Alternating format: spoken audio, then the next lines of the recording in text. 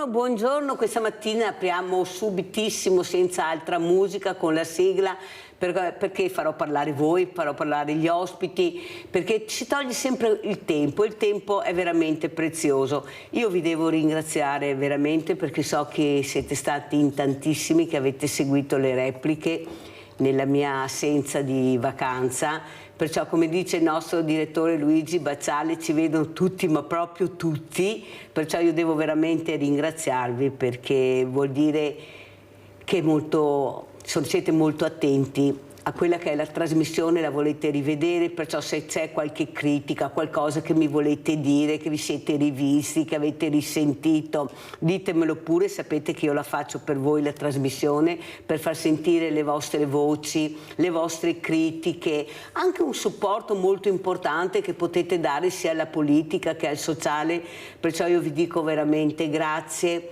grazie per quel 5 per 1000 che mi hanno permesso, poi farò vedere le immagini, di portare i meravigliosi diversamente giovani, come li chiamo io, i diversamente agili, in questa gita bellissima che abbiamo fatto a Possagno. Siamo andati a visitare la Gipsoteca di Antonio Canova, poi ci siamo spostati a Valdobbiadene dove abbiamo mangiato su un agriturismo, siamo andati a visitare una cantina, è stata una giornata bellissima e forse mi ha fatto capire che siamo nel posto giusto, al momento giusto, per far capire che queste persone forse andrebbero fatte uscire di più, fatte visitare queste meraviglie che abbiamo a pochi passi anche di casa, la fortuna di avere queste meraviglie. Forse ci dimentichiamo un po' troppo spesso di loro, sto parlando di diversamente giovani, o forse anche guardiamo queste persone fragili con occhi diversi, che non dovremmo fare, dovremmo guardarli come persone che hanno le nostre esigenze. Voi non avete idea la correttezza, la compostezza, la serietà che fanno questi ragazzi, queste persone durante queste visite. Vuol dire che fa bene al loro corpo, alla loro mente, alla loro anima. Perciò noi abbiamo fatto anche degli appelli ai direttori generali di cercare di far uscire di più queste persone perché veramente lo meritano. Detto questo, vi presento subito gli ospiti di questa mattina. Abbiamo in presenza Alberto Carraro, consigliere comunale di Monastier, Sinistra Civica. Grazie Alberto di essere qui con noi. Assieme a chi, Alberto? Chi c'è vicino alla Mirella? C'è Lois. Lois è il mio cane d'assistenza ed è un Labrador incrociato con un maremmano. Lei l'abbiamo adottata 8 anni fa. Arriva dalla Sicilia, da Catania di preciso, e l'abbiamo adottata così per avere un po' di compagnia. Dopodiché, dopo qualche mese, abbiamo pensato di provare a vedere se poteva essere anche d'aiuto a me come persona e è diventata un cane d'assistenza. Perché d'aiuto a te, Alberto Carraro? Allora, ho alcune esigenze perché quando sto veramente molto male faccio fatica a muovermi e quindi ho bisogno magari, essendo a casa praticamente quasi sempre da solo, ho il telefono che è rimasto in salotto, io sono in camera e non riesco a muovermi, io do all'ordine alla Lois e lei mi va a recuperare l'oggetto che gli ho chiesto. Avete capito? Perché Alberto Carraro si muove anche in sedia a rotelle, sì, perciò ha bisogno di questo supporto, ma guardate l'intelligenza, la sensibilità di questi cani meravigliosi. Io mi sono, dicevo prima ad Alberto Carraro, molto arrabbiata anche quest'estate al mare per vedere certe scene disgustose di questi animali che non ne possono più di prendere la pallina, il cerchio, di fare 100 bagni, perché sono non le loro esigenze, le esigenze di queste persone egoiste che non riescono a capire che loro hanno diverse esigenze, che non possono stare al sole tutto il giorno con un caldo terrificante. Io veramente non riesco a capire cosa questi si fanno chiamare anche papino e mammina, avete capito chi sono i papini e i mammini? Come i ragazzi delle Bebe Gang, andiamo a vedere chi sono i papini e i mammini di questi ragazzi, non tutti ma in buona parte. Saluto anche la dottoressa Marianna Martini, collegata con noi da Padova, la nostra psicologa del traffico. Buongiorno dottoressa, che piacere rivederla, adesso mi è sparita dallo schermo ma fra poco ritornerà, spero che ritorni, che noi iniziamo subito con questi problemi. Adesso vediamo il collegamento che viene rifatto. Allora, Alberto Carraro, allora, spieghiamo chi è e cosa fa Alberto Carraro. Allora, mi sono trasferito a Monastir di Treviso circa 1 anno e 6 mesi fa perché cercavo una casa a piano terra perché appunto avevo bisogno di un piano terra. E già nel primo giorno che ero lì a Monastir ho conosciuto parecchia gente. Subito, proprio in poche ore, già tutti mi salutavano, tutti volevano conoscere appunto la Lois perché è un'attrazione, non so perché, ma è un'attrazione. E per caso il sindaco mi ha domandato se volevo entrare a far parte del loro gruppo per le elezioni. Io ho accettato. Io in vita mia non ho mai praticamente seguito la politica, però in questo caso ho detto di sì, proviamo, anche perché avendo molto tempo libero ho detto provo, quindi ho provato ed è andata molto bene. Sono stato eletto consigliere comunale e adesso appunto sono al lavoro, tra virgolette al lavoro, mi occupo appunto di ascoltare, più che altro ascolto le persone, parlo con le persone perché mi piace fare questo.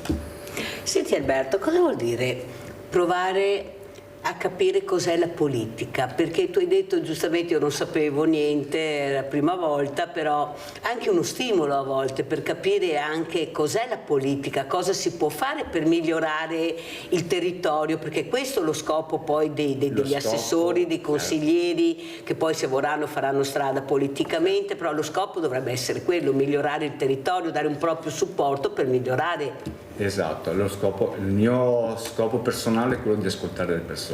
Per me la politica è ascoltare la gente e cercare di venire incontro a queste persone per le loro esigenze e dopo tutto anche il territorio naturalmente. E per me questa è la prima esperienza, quindi ancora devo capire come funziona di preciso, però è interessante, è uno stimolo. È uno stimolo. Quello che a me appunto sta a cuore è appunto stare a contatto con le persone. Per me quella è la cosa più importante.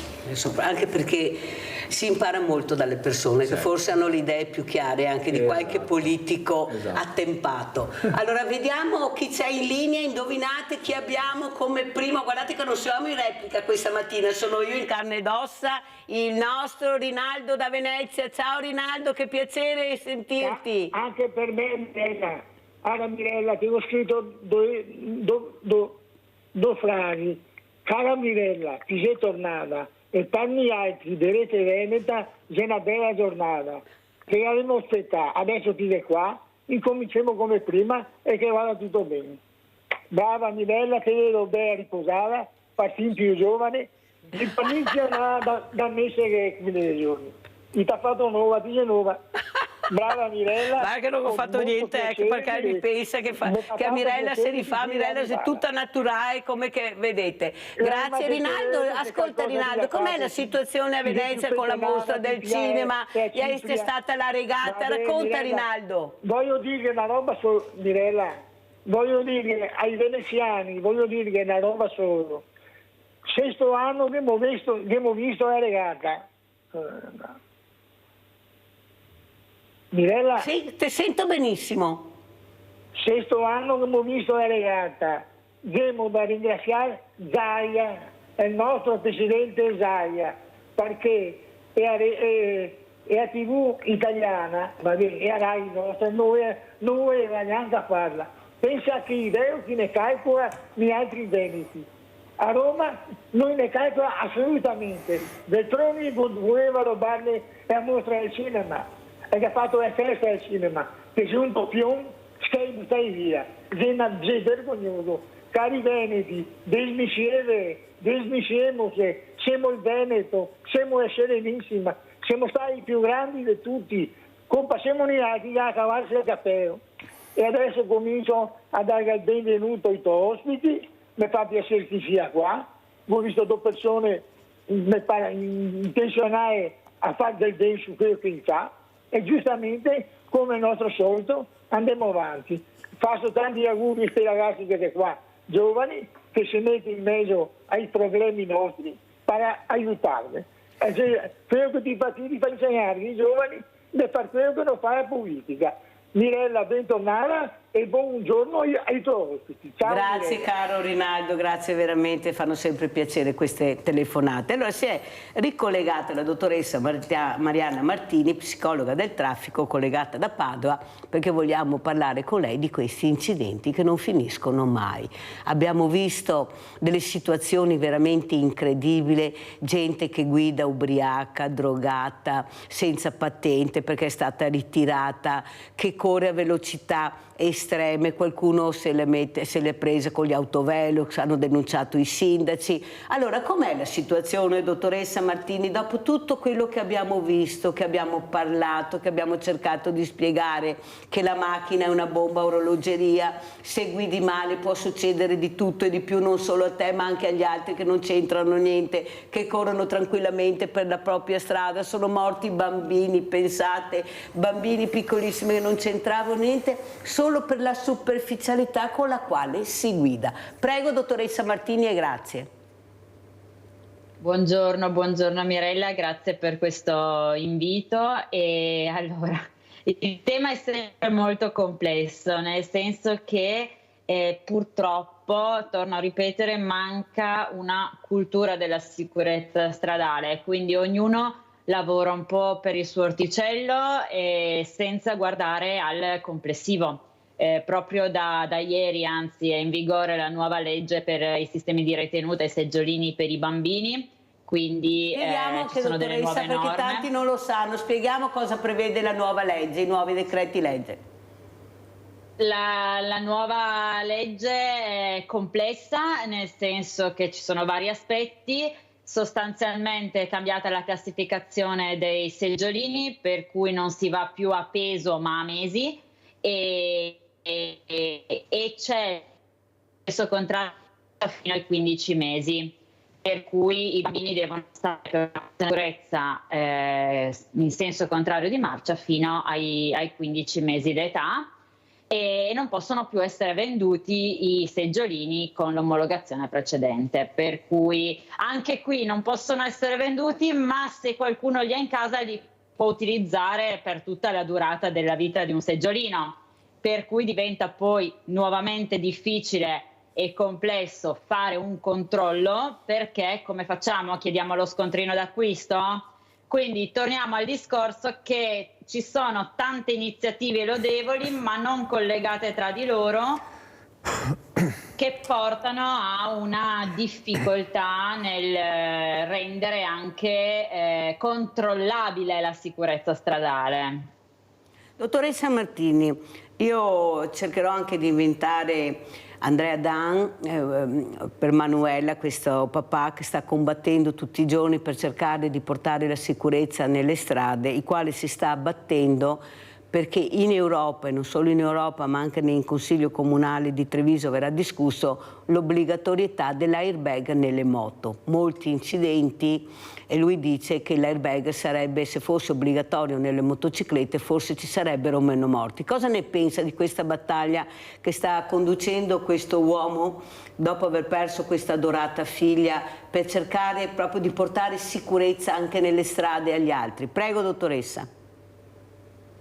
Allora, ci sono delle tute, delle giacche da moto che hanno già degli airbag incorporati. Il problema ancora una volta è il costo, quindi da un lato c'è la componente del costo che non è indifferente, da tenere in considerazione, e quindi va un po' a scontrarsi con il progresso anche tecnologico, se vogliamo, e la disponibilità poi delle persone, oltre al fatto che bisogna fare una campagna di sensibilizzazione per l'utilità. Pensiamo al guardrail salva motociclisti. Se prendiamo altri stati come la Francia è ormai la norma da diversi anni. Noi in questi ultimi anni, con la sostituzione dei guardrail più vecchi, vediamo comparire questa novità, ma che una novità non è che come sempre il piano economico, culturale, generazionale si va a intersecare in un sistema davvero complesso. La stessa cosa accade per le macchine. Abbiamo macchine estremamente tecnologiche che paradossalmente sono molto distraenti e quindi vanno contro il sistema di sicurezza stradale. D'altro canto, le case produttrici dicono: ma se io dovessi fare una macchina sicura, torneremo alla buona vecchia Panda con appena il servosterzo, senza radio, senza distrazioni varie, e nessuno la comprerebbe. E quindi cosa faccio? Metto davanti la sicurezza stradale o il guadagno di un'azienda privata che deve anche far campare delle famiglie sui suoi guadagni e sui suoi ricavi? Molto chiara, la ringrazio dottoressa Martini. Il problema è che forse la sicurezza dovrebbe venire prima di tutto, a mio avviso, perché perdere la vita è sempre una tragedia per le persone ma anche per le famiglie, che poi questo dolore terribile non passa mai, specialmente se muoiono figli o persone care alla famiglia. Purtroppo c'è un business sempre che supera questi limiti di etica, di moralità e del bene comune per altri interessi. Questo lo dico io, purtroppo, dopo quello che vedo e che si sente. Dottoressa Martini, un'altra cosa importante vorrei anche capire con lei, ma mi scusi, ma lei lo sa come la penso, su tutte queste rotonde che hanno fatto, io non so se siano proprio utilissime tutti, poi sentiremo anche Alberto Carraro, ma è possibile avere una segnaletica del genere? Perché io spero che qualcuno riesca a capire e fare qualcosa.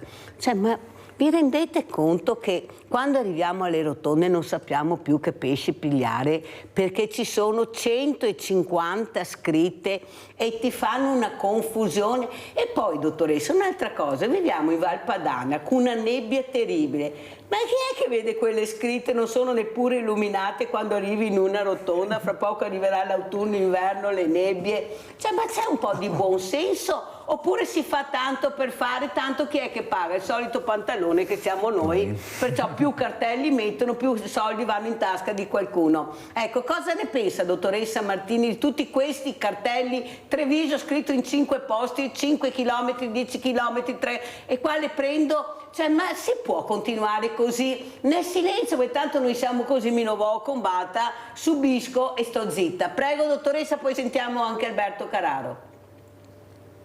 Sa che sulla segnaletica sfonda una porta aperta, nel senso che purtroppo la ritengo una grande piaga di questo periodo. Abbiamo tanti cartelli, soprattutto poi in periodo di cantieri stradali, che hanno messo dei cartelli che non erano proprio uniformi. E quindi abbiamo per le mani una patata bollente, nel senso che dovremmo sicuramente fare una bella pulizia della segnaletica affinché sia chiara, intuitiva, visibile, come giustamente ha sottolineato lei, e che quindi diventi un aiuto, perché l'alternativa che spesso troviamo anche come strada più breve è l'utilizzo ad esempio del navigatore, ma il navigatore ancora una volta sposta il nostro sguardo, che viene tolto al sistema strada per appunto affidarci alle sue indicazioni. Per cui sicuramente c'è un lavoro, ma qui partiamo dai comuni per poi andare a risalire la scala, diciamo, di chi ne ha responsabilità. C'è un lavoro profondo anche di consapevolezza e ancora una volta di importanza che diamo a questa segnaletica, che spesso non viene tenuta in considerazione, e quindi tanti incidenti sono anche perché la segnaletica non viene vista, non viene compresa, non viene notata. Sentiamo anche cosa ne pensa Alberto Carraro, sentendo le mie parole. Io direi anche di lasciare libera. Eccolo, e si può andare su e giù tranquillamente, Alberto. Ma perché... vuole stare, va bene, allora va bene. Comunque sai che non c'è nessun problema anche lasciarla libera. Allora, cosa vuoi dire, Alberto, in merito a quello che hai sentito? Beh, diciamo, le rotonde di per sé sono utili. Certo, a quanto riguarda la segnalazione là c'è un po' di confusione, è vero. Ci sono tanti cartelli e uno che arriva non capisce, non è intuitiva la cosa. Bisogna sempre pensare, quindi dovrebbe essere molto più semplice, ecco, in poche parole. Là è è una, per è una quanto piccola riguarda lo piaga. spostamento che tu fai anche con questo cane, con queste barriere allora, architettoniche, cosa vuoi dire? Ecco, sei anche consigliere, sì, adesso certo. puoi portare anche dei supporti importanti Quanto anche riguarda al sindaco. le barriere in alcuni comuni sono già attrezzati e sono un po' più avanti, in alcuni comuni, magari nei piccoli comuni, forse è un po' più difficile, anche perché ha un costo di fare tutto quanto, ad esempio i marciapiedi che dovrebbero essere a livello della strada, invece ci sono marciapiedi alti con gli scalini, scivoli alti, è un po' scomodo, però appunto non dipende tanto secondo me dal comune, ma un comune piccolo, comune esterno, non è che abbia come si dice, un budget per fare questi lavori, perché questi lavori costano tanto. Il problema è sempre il costo dei lavori. Purtroppo comune per comune si arrangiano, però non possono fare più di tanto secondo me, se non c'è un aiuto da parte della provincia, dello Stato, diciamo. Allora sentiamo cosa dice invece il sindaco di Possagno, Favero, proprio in merito a queste barriere architettoniche, e lui anche da sindaco giovane cosa ha pensato di fare quando siamo andati proprio la scorsa settimana a far visita alla Gipsoteca Canova. Andiamo a sentire. E siamo col sindaco di Possagno, Valerio Favero, che ringrazio veramente di averci accolto. So che lei sta facendo una cosa molto importante, che è il piano PEBA, che spieghiamo anche cos'è, perché con queste sigle poi a casa non capiscono invece l'importanza di questa sigla. Prego, sindaco. Allora, il piano di abbattimento delle barriere architettoniche è un piano che va a svilupparsi intanto su tutti gli edifici pubblici e su tutte le aree pubbliche, proprio perché si possa avere questo progetto sul quale poi sviluppare tutto l'abbattimento delle barriere architettoniche dove queste ci siano. È importante perché deve essere possibile a tutti usufruire e godere del nostro comune.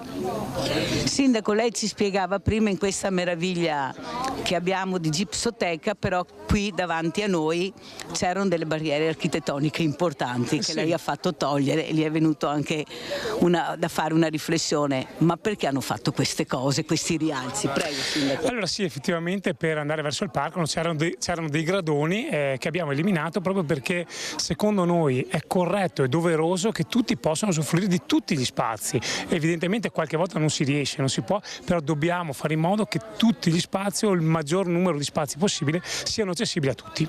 Grazie sindaco e buon lavoro, veramente buon PEBA. Grazie, buon lavoro a voi e buona visita. Grazie. E adesso abbiamo Adriana da Crocetta. Ciao cara Adriana. Ciao Carmilla, io sono un po' arrabbiata perché vi sento sempre parlare di cose che non vanno mai bene niente. Ma che cosa nella vita avranno fatto di buono? Non so, io guarda, ti dico la verità, le rotonde, io non vado più via in macchina perché ho la mia età, ma insomma cosa vogliamo? Le rotonde no, le strade strette no, diciamo accontentiamoci anche di quello e si deve essere prudenti se va più piano. E allora si vedono i cartelli, si vede tutto. No, io davvero sinceramente non riesco a capire come mai non vada bene niente. Ecco, io ti ringrazio, scusami, sono io così, fatta così. No, va benissimo che sei fatta così, ho detto anche prima. Vedi cara Adriana, il problema l'hai detto tu che non vai via in macchina. L'hai detto chiaramente, allora non andando via in macchina e non toccando il problema, che diventa pericoloso, perché se arrivi a una rotonda e magari non sei in grado di gestire in quel momento tutti questi cartelli e queste scritte, può succedere un incidente. Quando succede un incidente puoi farti anche molto male. Il problema è che non vada bene niente, che dovrebbero fare le cose più semplici, come ha detto la dottoressa Martini, che hai sentito, che è la psicologa del traffico, perciò non l'ultima della classe, ma una persona che ha capito l'importanza di avere anche una segnaletica che sia una segnaletica veramente scorrevole, veloce, illuminata, anche illuminata, perché andarvi in macchina è un discorso, stare a casa è un altro. Esatto. Allora, come vuoi rispondere alla nostra Adriana? Alberto Carraro. Beh, allora, di sera è importante l'illuminazione, prima di tutto, quello sì, anche perché uno che è in bicicletta, anche in bicicletta, se non c'è un'illuminazione giusta rischia. E poi diciamo che di per sé una persona che guida o che guida la bicicletta deve essere più attenta possibile. Non è se succede un incidente di solito è sempre colpa dell'automobilista, però anche quelli che sono a piedi e in bicicletta dovrebbero seguire le regole. Ci sono delle regole, ma molti magari si buttano e qui succede quello che succede. Anche perché abbiamo visto diverse persone uccise proprio anche nelle strisce pedonali, perciò persone che attraversavano, dopo la colpa non si sa mai bene cosa è successo, il perché, però la legge prevede che tu devi fermarti prima delle strisce pedonali, controllare che non ci sia nessuno e scendere dalla bicicletta, ma anche la macchina si deve fermare prima, deve rallentare, non arrivare sparata. Qualcuno dice è impossibile, no, non è impossibile, il problema è che qualcuno vuole sempre avere ragione, anche se succede quello che succede. Abbiamo la nostra Nadia. Ciao Nadia, che piacere sentirti. Ciao Mirella e buongiorno ai tuoi ospiti e bentornata. Grazie. Spero che hai passato le ferie bene.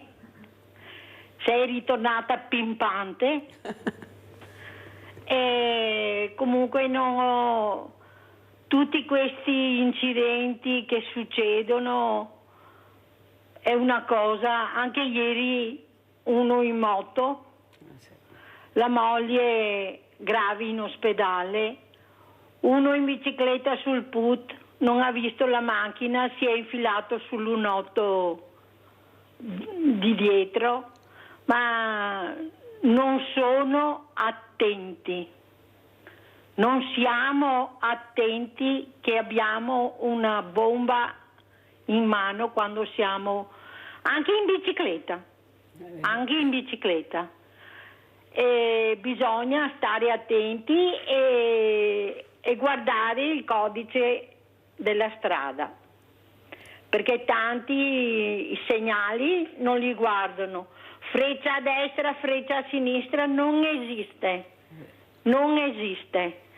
E siamo tanto sbadati, e anche con questo telefonino è una cosa indecente, e anche in bicicletta, anche qua vedo è una strada, ci sono dei segnali, anche se è in campagna, però bisogna rispettare il codice della strada, non camminare in mezzo e dopo quando le suoni ti mandano a quel paese. Stai sulla tua destra. Devi camminare in parte, devi correre in bicicletta in parte. Cosa insegniamo a questi bambini che vanno in bicicletta? Grazie, arrivederci e buona giornata. Grazie anche a te, un abbraccio grande a Nadia da tutti noi, veramente grazie, mi fa piacere sentirti, che mi hai chiamato, mi fa molto piacere. Allora, prima di andare in pubblicità vorrei sentire come risponde la dottoressa Marianna Martini a queste telefonate, a quello che ha detto anche Nadia. Siamo superficiali, non riusciamo ad ascoltare, sentiamo, non ascoltiamo veramente quando usciamo di casa come dobbiamo comportarci a piedi, in bicicletta, in macchina, in motorino, e soprattutto cosa ne pensa di queste persone che hanno deciso di denunciare i sindaci per gli autovelox. Prego, dottoressa Martini.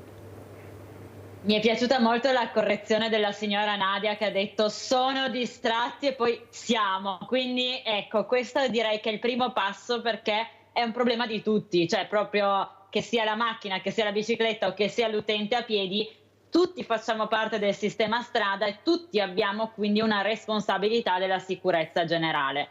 Un altro sistema da cui purtroppo facciamo fatica ad uscire è questo ottimismo irrealistico del a me non capita, capita agli altri perché gli altri sono distratti, perché gli altri non vanno troppo veloce, perché buttiamo fuori la responsabilità. Quando invece, ad esempio, il credere che l'utente debole ha sempre ragione è una falsa credenza che però ha direzionato tutta una serie di comportamenti come quello che sottolineavate prima dell'attraversamento senza guardare perché tanto sono sulle strisce. Sì, è vero, sono sulle strisce, ma è compito mio fare anche attenzione a come sto attraversando, perché se no divento un pericolo e mi metto in pericolo. Quindi questo è un aspetto importantissimo, il mettersi al centro del problema, perché magari io non vado via in macchina, non esco di casa per una serie di motivi, ma sicuramente ho una persona a me cara che frequenta il sistema strada e quindi anche se non sono in prima linea, comunque la sicurezza stradale è un problema che mi riguarda. Per quanto riguarda gli autovelox, a livello delle mie competenze sappiamo bene come l'autovelox lasci un po' il tempo che trova, perché in realtà è frequente il comportamento del rallento in prossimità dell'autovelox per riprendere la corsa. E quindi torniamo all'apertura, il fatto che se non abbiamo una cultura della sicurezza stradale che ci porti a capire l'importanza e il perché dell'autovelox, è difficile poi rispettarlo e anzi viene visto come un affronto, come un qualcosa per fare cassa e non qualcosa di utile. Più chiara di così non si può. Allora sentiamo il nostro Livio, poi andiamo in pubblicità. Ciao Livio caro, che piacere sentire anche te questa mattina. Sì, ciao Mirella, ti vedo rilassata, mi sembra che... O mi sbaglio? Ah, sto bene, anche se ho lavorato, capite bene cosa ho fatto anche nelle vacanze, perché ho portato via un centinaio di persone, tra diversamente giovani e diversamente agili, perciò l'impegno è stato notevole, ve lo posso assicurare, anche durante le vacanze, ma ce l'abbiamo fatta. Voi sai che mi fate bene, cioè i giovani, gli anziani, tutti mi fanno bene, vai. Ti vedo rilassata comunque, ecco. Un saluto ai tuoi ospiti. Dunque, volevo coinvolgerli in una considerazione dello stato delle strade, ma non solo le strade di Padova, io abito a Padova, un po' in generale. Ci vorrebbe una psicologa anche per capire perché le strade non vengono sistemate e non vengono sistemate bene.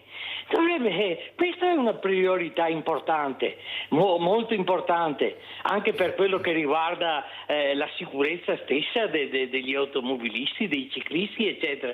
Perché non vengono? È importante questo. Mi si dirà, ma i comuni non hanno molti fondi, sono a corto di fondi, ma bisogna trovarli questi fondi. A volte i soldi vengono sperperati in molte maniere e su questa, che è una delle più importanti, non viene data attenzione. Ecco, cosa ne pensano? Ciao Mirella e grazie intanto. Grazie a te Livio, risponderanno subito sempre gli ospiti, subito dopo la pubblicità.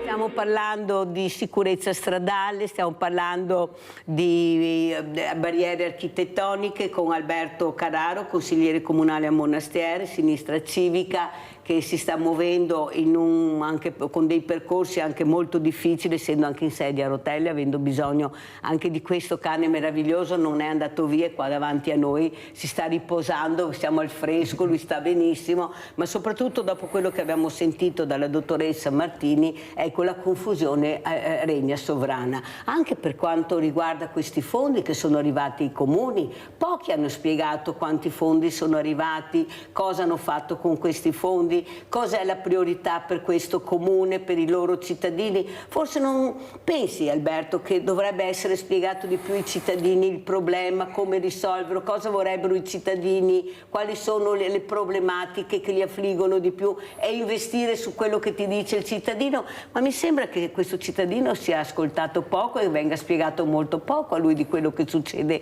all'interno del comune. In consiglio comunale allora, i cittadini non hanno voce. Cioè, cosa secondo che non abbiano voce, se vuole ogni cittadino può entrare nel sito del proprio comune e là c'è scritto tutto quanto punto per punto. Forse non sanno o non vogliono vedere o sono poco informati, però c'è la possibilità di seguire quello che avviene all'interno del comune. C'è un sito apposta, ogni comune ce l'ha, dove viene spiegato punto per punto quello che è stato detto, quello che verrà fatto, i programmi, i progetti del proprio comune.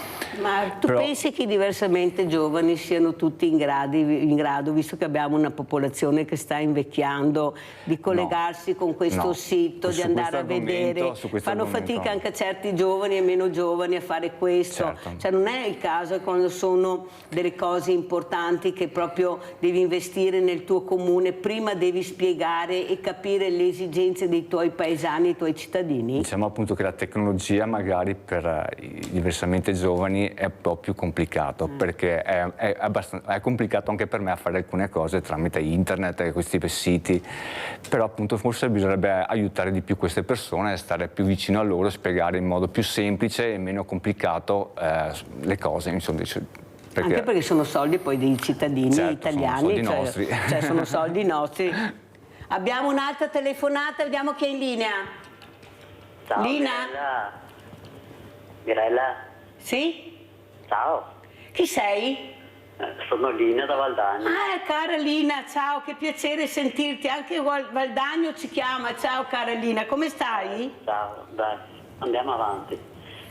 Andiamo avanti, dai. Comunque guarda, sono contenta oggi di rivederti, ti vedo bellissima, pimpante, mi sei mancato tantissimo. Comunque ho sempre seguito anche le tue trasmissioni, anche se ben tu non c'eri.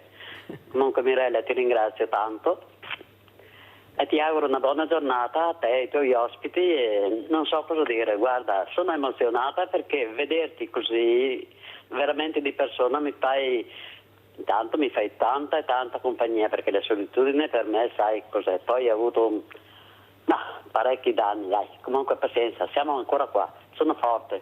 Brava. Mirella, ti auguro una buona giornata a te e a tutti gli ospiti e a tutti gli ascoltatori di Rete Veneta, perché sono tanti, io lo so perché ascolto sempre Rete Veneta al mattino e anche alla sera.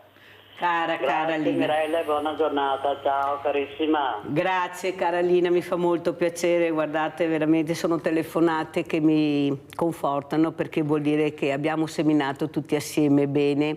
Ecco, io direi anche a Alberto Carraro, visto che è consigliere comunale a Monastir, c'è anche un sindaco, una sindaca sensibile, di cercare di far capire che forse ci vuole più attenzione a questi diversamente giovani, a questi diversamente agili, si muovono poco. Io capisco che ci sono delle strutture meravigliose, per carità, ci sono e da qua non ci piove.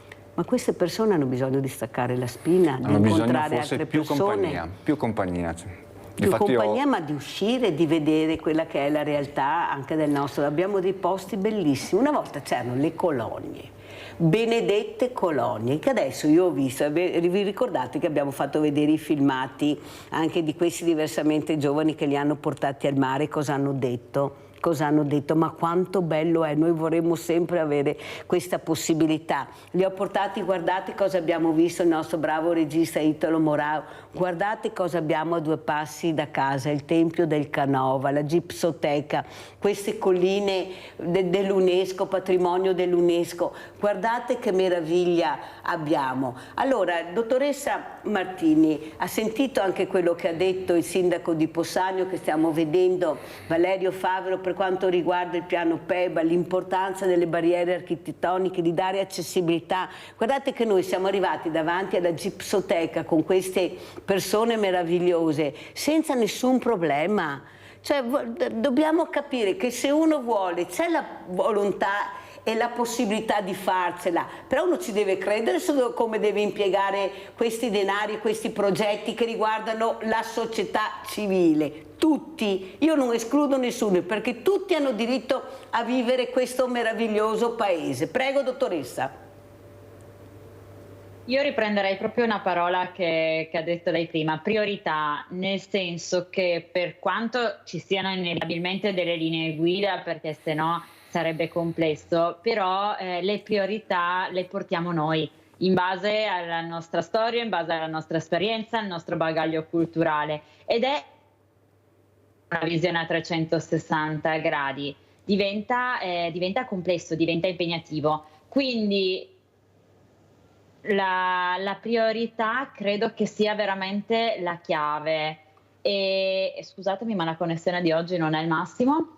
Per cui l'invito è un po' questo, cioè quello di allenarci ad avere una visione a 360 gradi, perché non siano solo le priorità nostre ad essere portate sul piatto. Riprendo la telefonata della signora di prima che diceva: io non esco di casa, non vedo quale sia il problema della sicurezza stradale, siete voi che non vi va bene niente, a un po' ad ampliare e a pensare a una sicurezza globale, che quindi dà anche la possibilità all'uscire di casa, ad abbattere la solitudine, che purtroppo è un macigno, ad essere, diciamo, a percepire un benessere complessivo maggiore. Allora, dottoressa Martini, come ha visto e anche sta vedendo Alberto Carraro queste immagini importanti, non solo questo patrimonio che ci ha lasciato Antonio Canova, guardate cosa riuscivano a fare una volta questi geni con poco, veramente cosa riuscivano a fare, cosa ci hanno lasciato, anche l'accessibilità a questi musei, a queste veramente meraviglie che abbiamo, che possono ammirare. Avete visto, hanno tutti i carrellini per muoversi, è una gipsoteca che si sta aprendo sempre di più, Alberto, certo, anche ai diversamente agili. Però secondo me il sindaco l'ha detto bene, io ci credo in questo, io do la priorità a questo, ma non è forse questa la priorità dei sindaci, far capire l'importanza che loro sono vicini e che si stanno impegnando per la loro accessibilità, per la loro vita quotidiana, perché uscire di casa, scusa Alberto, non è così semplice anche nel 2024, nonostante tutto che abbiamo detto. Ci concentriamo su cose che forse non servono al momento, invece di farne altre che servono proprio a tutta la società, perché uno può farsi anche male una gamba e avere problemi di muoversi con la sedia a rotelle, cioè non è che uno deve nascere veramente, tra virgolette, con questo problema, può succedere a tutti e io non riesco più a uscire perché sono al 4º piano, perché non ho l'ascensore, perché sono diversamente giovane o poi troviamo morti in casa come l'altro giorno. Questo, prego Alberto. Beh certo, oggi come oggi, ad esempio parlando di case, appartamenti, ci sono delle regole nuove, se si supera il 2º piano è obbligatorio l'ascensore, scale molto più larghe. Cioè, oggi le regole sono cambiate per quanto riguarda le strutture, il problema sono le strutture vecchie che sono più difficili da restaurare e da modificare. Questo è un problema abbastanza pesante perché è veramente difficile a mio parere. Poi a me mi è capitato di andare in alcune strutture in sedia a rotelle dove gli ascensori c'erano ma erano talmente piccoli che non c'entravi neanche perché sono vecchi. Sì, purtroppo. Abbiamo Giusy, ciao Giusy! Ciao Mirella, bentornata, ma noi sappiamo sempre ogni anno che te va a lavorare stesso, quando che era ora che ti facessi riposo, ma perché ti tiro proprio sul sangue Mirella, non c'è niente da fare e anche te voglio aiutare persone. Allora intanto saluto la dottoressa Martini e poi Alberto Carraro, volevo salutare te e il tuo dolce compagno perché guarda per me i cani, vabbè, la chiamiamo. Chiudo qua. Col tuo coraggio che ci metti tutti i giorni assieme al tuo dolce compagno. Vi ringrazio. Che ti ascolta Nadia, molto, guarda proprio le orecchie proprio tutte tese. Grazie cara Giusy, veramente.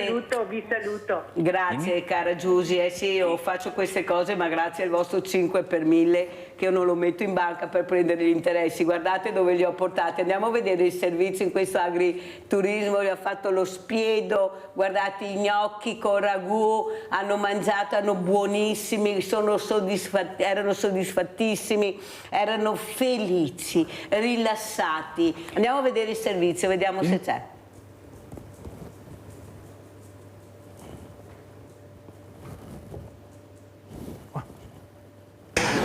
Possagno, ma non solo Possagno, oggi ospita un'iniziativa importante promossa dall'Associazione Veneti Schiacciati dalla Crisi. Mirella Tuzzato, che tutti conosciamo, come si svolge questa giornata? Allora, questa giornata, che sarebbe la terza giornata in 3 anni che usciamo con queste meraviglie, che sono i diversamente giovani, i diversamente agili, come li chiamo io, per far capire l'importanza dell'inclusività, di staccare la spina, di vedere ambienti diversi, anche con la cultura, importantissimo. Infatti ringrazio tantissimo la dottoressa Mascotto, la direttrice della Gipsoteca e Museo Canova, per questa importante iniziativa. Ci saranno delle guide dove queste persone potranno visitare le bellezze che abbiamo del territorio, che non sono poche. Devo ringraziare anche il sindaco di Possagno, che è presente, che è venuto a dare un saluto per far capire l'importanza agli amministratori di essere vicini a queste persone. Queste persone hanno bisogno di uscire, sono solo diversamente giovani e diversamente agili.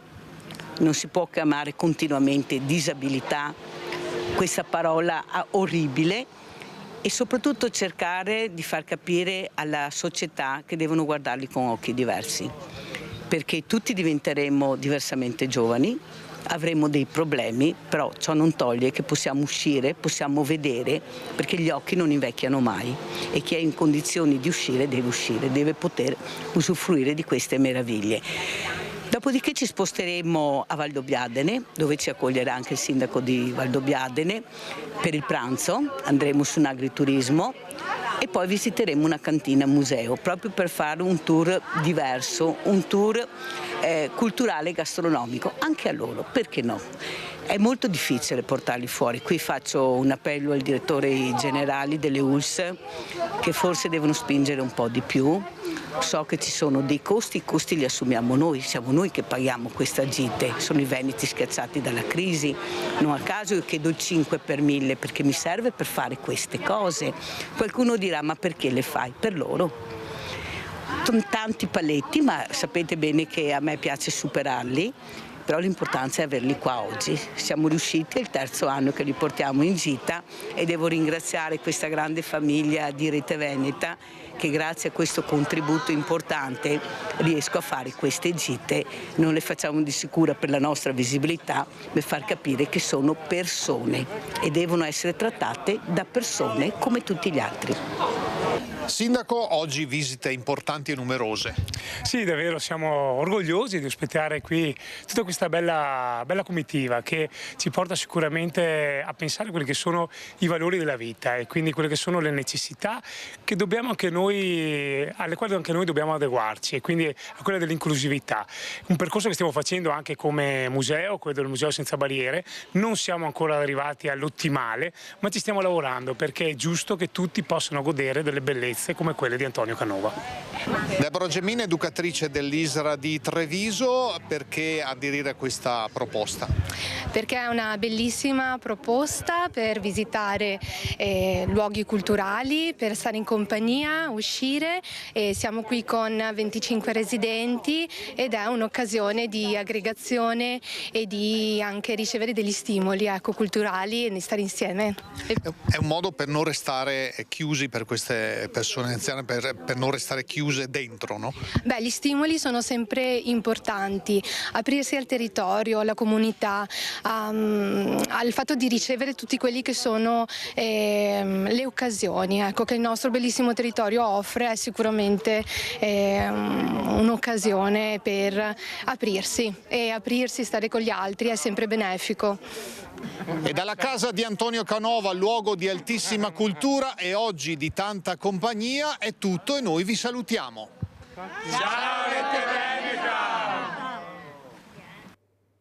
Allora, un centinaio di persone, si entrava a gruppi di 15, sono arrivati anche fasce orarie diverse proprio per dare la possibilità di ammirare queste meraviglie, di non star fuori ad aspettare, ed è tutto filato liscio, ma è filato liscio perché ho trovato una professionalità, una sensibilità da parte degli amministratori, non c'è niente da fare, perché se non ci fossero state queste cose, questa accessibilità anche a questa gipsoteca, avete visto i carrellini con i diversamente giovani che si muovevano in autonomia, Ecco, forse dobbiamo puntare più su questo. È vero, Carraro, giustamente Alberto Carraro dice abbiamo pochi fondi, però voi avete una forza incredibile, lo dico a tutti i sindaci e lo dico anche a Alberto Carraro, che è la forza del voto dei cittadini, che vi premia, che ve lo prendete perché ci sono le preferenze, finché ce le lasciano, speriamo che li tolga anche a quello. Ecco, ci sono le preferenze, se il sindaco semina bene viene premiato, viene riconfermato anche per la terza volta, perché ha seminato bene, se semina male lo mandano a casa, non c'è storia. Ecco, forse questi fondi, se fate squadra, forse riusciranno ad esserci, perché io sono convinta che avete la forza dei numeri se fate squadra. Prego. Volevo solo dire una cosa, ad esempio da parte mia, io la vedo così, molte volte quanto riguarda appunto questi ostacoli che si incontrano nei paesi, nelle città, io sono sempre stato, diciamo, incontro un ostacolo, non è che vado a lamentarmi, lo evito, cerco una scorciatoia. Forse molte persone reagiscono in questa maniera, parlo a livello personale, io reagivo così, non mi disturbavo andare a lamentarmi, forse perché qualcuno lamentarsi è una cosa, la vede come una cosa brutta, però non dovrebbe essere così. Se c'è un problema bisogna appunto rivolgersi alle autorità giuste e parlarne. Invece nel mio caso io sono sempre stata una persona che evitava gli ostacoli, cercava un'altra strada. Però adesso ho capito in questi ultimi anni che non bisogna fare così, ma bisogna appunto andare avanti e trovare un modo per risolvere questi problemi, perché si possono risolvere, appunto rivolgendosi alle giuste autorità, ai comuni, alle province e via dicendo. Abbiamo Graziella da Mestre in linea. Ciao cara Graziella. Ciao Mirella e buongiorno ai suoi ospiti. Io ti telefono perché per dirti tanto ben arrivata e io con te ho fatto tutta l'estate insieme a te, perché hai avuto una bella idea delle repliche veramente, e difatti mi sono sentita anche telefono che ti ho chiamato, non so per quale argomento, non me lo ricordo, nonna che brutta voce che ho, Stefano. Beh, insomma, tanto sono ben arrivata, hai ancora la bella grinta, quello è importante, e per via torno al primo delle macchine incidenti. Purtroppo la prima roba che mi contatto e che vedo è che vanno via troppo forti, proprio veramente troppa superficie corro, e poi i monopattini sono una vera veramente paura, proprio perché ti vedono sprecare in fianco della macchina e prendi quasi paura, perché veramente è senza casco, che invece dovrebbe avere casco secondo me, e anche tante volte sono in due su un motorino, su pedalò, insomma. Comunque penso che bisognerebbe tornare agli anni nostri, proprio calma, tranquillità, e non avere sempre il telefonino in mano, perché proprio anche sul pedalò così hanno quella dietro che è in piedi, quel telefonino che dai. Comunque ben arrivata ancora e complimenti come sempre. Ciao Mirella.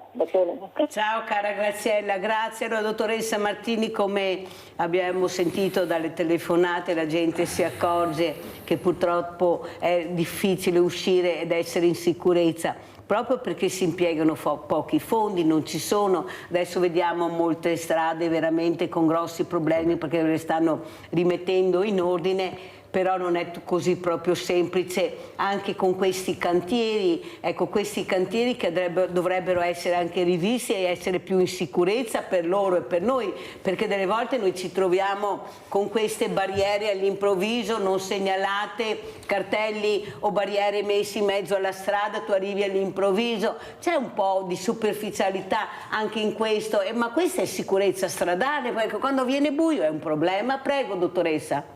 E rispondiamo anche al nostro Livio per quanto riguarda proprio anche la sicurezza stradale che diceva prima. Prego, di Padova. Certo, sicuramente è sicurezza stradale anche questa, tra l'altro normata, quindi comunque anche sui cantieri, sulla cosa dei cantieri la normativa c'è, è come sempre la differenza tra l'esserci e l'essere rispettata. Riprenderei quindi il discorso che faceva Carraro prima, proprio sulla differenza tra il lamentarsi e invece l'essere d'aiuto. Cioè noi spesso racchiudiamo tutto sotto la critica, ma ricordiamoci che ci sono anche le critiche costruttive, ovvero quelle che servono, perché se io vedo un ostacolo, un cantiere malmesso, una strada dissestata e lo archivio come un non problema perché o ho le energie mie e riesco a farci fronte o lo evito, non andiamo comunque verso la soluzione. Quindi ricordiamoci che c'è anche un aspetto proprio di critica costruttiva dove faccio presente un problema non per lamentarmi e basta, ma per risolverlo, perché comunque prendendo poi vogliamo sentire anche il commento di Carraro, ma l'esempio dei comuni non è facile andare ad individuare tutte le priorità per ogni singolo cittadino, il diverso punto di vista, ogni strada, ogni segnaletica che non funziona, eccetera. Quindi anche per loro avere un qualcuno che con l'educazione, con il rispetto per il lavoro degli altri, con i giusti modi riesce a portare una critica costruttiva è sicuramente un vantaggio, perché ci fa vedere un altro punto di vista, ci fa vedere una diversa lettura di quello che può essere un problema oppure no. Grazie veramente alla dottoressa Marianna Martini, psicologa del traffico, collegata con noi da Padova, che ha cercato di far capire l'importanza di capire, di ascoltare e di vedere veramente bene prima di salire in macchina in che condizioni è la macchina e cosa vuoi fare, perché è inutile sorpassare anche sulle linee continue, dopo te li trovi fermi al semaforo perché c'è il semaforo rosso e poi si fermano. Ecco, questa voglia di correre, questa frenesia che non si riesce a capire veramente la fretta dove vuoi arrivare, perché c'è così fretta? Ecco, voi la fretta che vi muovete con queste carrozzine di sicuro non ce l'avete. La fretta io non ce l'ho. Cosa vuoi dire, Alberto Carraro, anche in merito a quello che ha detto la dottoressa e quello che abbiamo sentito dalle telefonate? Allora, per quanto riguarda appunto le strade, i lavori che ci sono in corso, i tempi sono sempre molto lunghi, purtroppo. C'è tanta burocrazia, perché vengono prima che venga fatto un lavoro c'è una marea di carte da fare e questo è un grosso problema, perché i lavori potrebbero essere fatti molto più velocemente se le cose fossero più semplici all'inizio, invece non è così e ci vogliono mesi o forse anche anni. Il sistema funziona così e quindi nessuno vuole cambiarlo. No, non capisco perché sono più che altro sono i tempi che sono molto lunghi, sempre molto lunghi, e quindi si creano problema dopo problema, la strada rimane messa con le buche, rovinata e quindi è difficile anche proseguire dopo. Quanto riguarda invece le persone che guidano o che non seguono le regole e perché corrono, siamo fatti così, non riesco a capire perché tutta questa gente deve correre così tanto per queste strade. Ci sono dei limiti, però se c'è un limite dei 50 vanno 80. E là dipende appunto da persona a persona se vuole seguire certe regole o no. Però è anche quello un problema. Il problema però se puoi ti mettere fai tutte le insegne che vuoi, però è la persona che è al volante o è che è in moto o che è in bicicletta che deve stare attenta alle regole. Ma secondo te, Alberto Carraro, c'è il rispetto del prossimo quando si esce da casa? Non di tutti, perché ci sono anche delle persone che si comportano bene, però la maggioranza, secondo te, Alberto? Secondo me è una via di mezzo. Siamo su una via di mezzo, dai. Non diciamo che non c'è attenzione, c'è l'attenzione. È buono Alberto Carraro, vedete?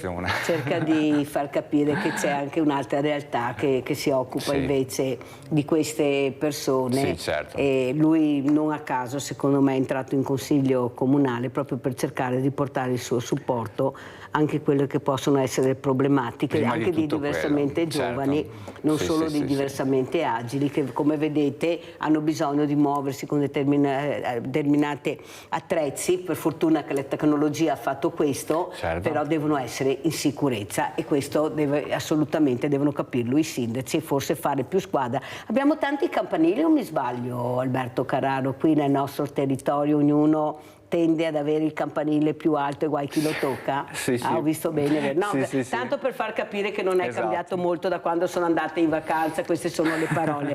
Allora ringrazio anche Alberto Carraro, vediamo se viene a salutare la meraviglia che abbiamo, così facciamo fatica. Lois? È là, Lois, vieni a salutare, dai, vieni a salutare la Giusy, perché qua. la Giusy ha detto che sei bellissima. Vieni. Dai, oppa, su. Eccola qua che viene a salutare. Zampa. Bravissima. Guardatela. Allora salutiamo con queste meraviglie, con queste creature meravigliose tutti voi, ma poi andiamo anche alla seconda parte, ma per farvi capire che dovete avere rispetto anche per queste creature che stanno cercando da sole, ecco, con qualche semplice esercizio di aiutare queste persone che hanno bisogno di loro, e forse dobbiamo avere molto più rispetto anche a questo. Un'altra telefonata, poi andiamo in pubblicità. Chi è in linea? Gianni? Di Fiesso. Ciao Gianni. Salve. Praticamente io sono sia motociclista che automobilista, quindi due sistemi completamente diversi di guida, e mi sono accorto che praticamente il problema del motociclista è proprio la strada. Se la strada non c'ha le buche, c'ha delle sconnessioni e robe del genere, è molto pericolosa, specie per il giardino, per quanto riguarda i ciclisti e i motociclisti. Poi un'altra cosa. Quando è inverno, quando è buio, non capisco, le macchine più pericolose risultano essere quelle grigie in tutte le stagioni, perché sono le meno visibili. Si era parlato dei colori, eccetera, eccetera. E poi un'altra cosa, la visibilità di notte. Obiettivamente io ho acquistato molto tempo fa un casco con una luce sul retro, di notte mi vedevano. Addirittura era azzurra, pensavano non fossi la polizia e vedevo proprio che rallentavano le macchine. Questi caschi adesso non ci sono più, ci sono dei caschi neri, ci sono delle macchine nere, di notte non si vedono e aumentano, ovviamente non vedendosi, aumentano i pericoli. Poi per quanto riguarda i catari infrangenti sono usati sui segnali stradali. Ormai i catari infrangenti si potrebbero applicare anche sugli abiti. Infatti alcuni vestiti da motociclista hanno delle bande catarinfrangenti, ovviamente insufficienti perché sono molto piccole. Ci sono delle bande luminose da applicarsi sui bracci per aumentare la visibilità. Ci sono delle cose che si possono usare per aumentare la visibilità, ma a quanto pare sono tutte non sono usate, non sono pubblicizzate, e quindi quando diminuisce la visibilità aumenta il pericolo di essere investiti, specie per quanto riguarda i ciclisti e cose del genere. Grazie Gianni. Dottoressa Martini, dovevamo lasciarci, ma mi sa che deve rispondere al nostro Gianni, che giustamente ha fatto anche delle critiche costruttive. Prego. Certo, allora, sicuramente ha portato il problema da due punti di vista, perché la buca, il giardino, che per una macchina non può non essere un problema, sicuramente lo diventa per un mezzo a due ruote, che sia la bicicletta o che sia la moto. Ecco, per quanto riguarda la visibilità, anche qua cosa mettiamo come priorità? Per anni ci sono stati vestiti da motociclisti neri, tendenzialmente scuri, perché così si sporcano meno, così non si vedono i moscerini, che però andavano nettamente in contrasto con il problema della visibilità.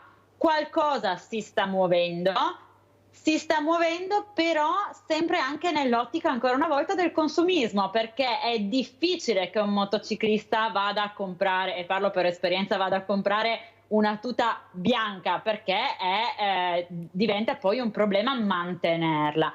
Ci sono dei supporti, però ancora una volta tutto sta alla coscienza personale, e per cui c'è chi, come probabilmente mi pare di capire il signor Gianni, ne fa uso, anzi ha cercato delle soluzioni alternative, e chi invece non lo ritiene un proprio problema, perché tanto sono gli altri che devono vedere lui, non tenendo ovviamente in considerazione che il tutto si riduce al fatto che la sicurezza e il benessere sono i nostri.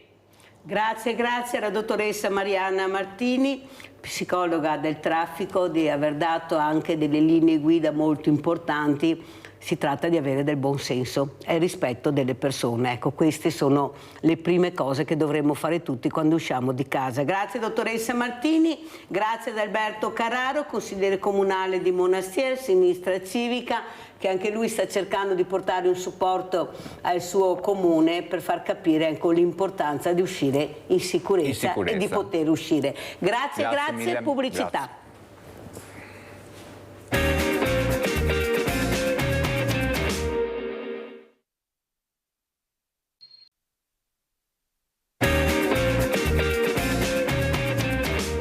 Saluto altri ospiti, veramente grazie di essere qui con noi, in particolare il professor Ugo Moretti, collegato con noi da Verona, direttore del Centro Regionale di Farmacovigilanza del Veneto. Grazie veramente professor Moretti di essere qui, tante domande questa mattina per la nostra sicurezza, non solo sicurezza stradale ma anche fisica.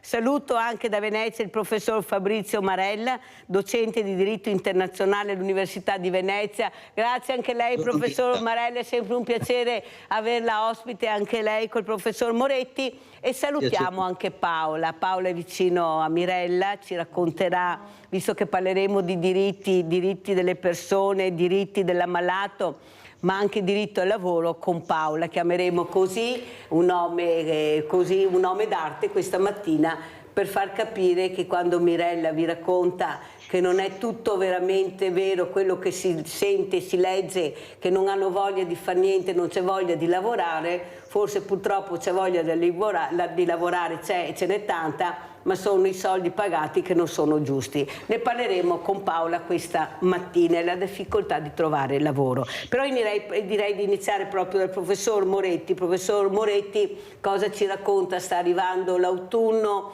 ecco, si sentono tante fake, ecco, su nuove varianti, su nuovi virus, ecco, su tante cose e soprattutto sui farmaci. Noi abbiamo avuto anche il professor Garattini, che saluto, ecco, ha detto forse abusiamo troppo degli antibiotici, questa facilità con la quale si prendono i farmaci e poi abbiamo paura di fare il vaccino perché il vaccino ha il demonio dentro. Purtroppo si continua ancora così. Ecco, cosa ci racconta professor Moretti, com'è la situazione? Prego. Sì, allora guardi, chiaramente, come spesso dice anche il professor Garattini, si pensa al farmaco come unica soluzione a tutti i problemi e invece quando un farmaco non serve semplicemente non va utilizzato. Quindi questa è la prima regola: non assumere farmaci quando non servono, chiaramente rivolgersi ai consigli del medico, insomma, di famiglia, però appunto adesso c'è la tendenza anche a presentare gli stessi alimenti come se fossero farmaci, no? Quindi usa l'acqua perché questa ti fa risolvere il problema dell'osteoporosi, o lo yogurt per sistemare l'intestino. Ecco, c'è tutta una tendenza che spinge verso l'utilizzo di prodotti farmaceutici quando questi magari non sono necessari. I farmaci sono estremamente importanti, ma vanno presi solo quando servono, altrimenti restano solo i danni che questi prodotti possono dare. Per quello che riguarda i vaccini, è chiaro che ci sono i soliti problemi legati alle patologie che sono sempre presenti, come influenza, adesso come anche il Covid, che ha avuto un picco anche quest'estate.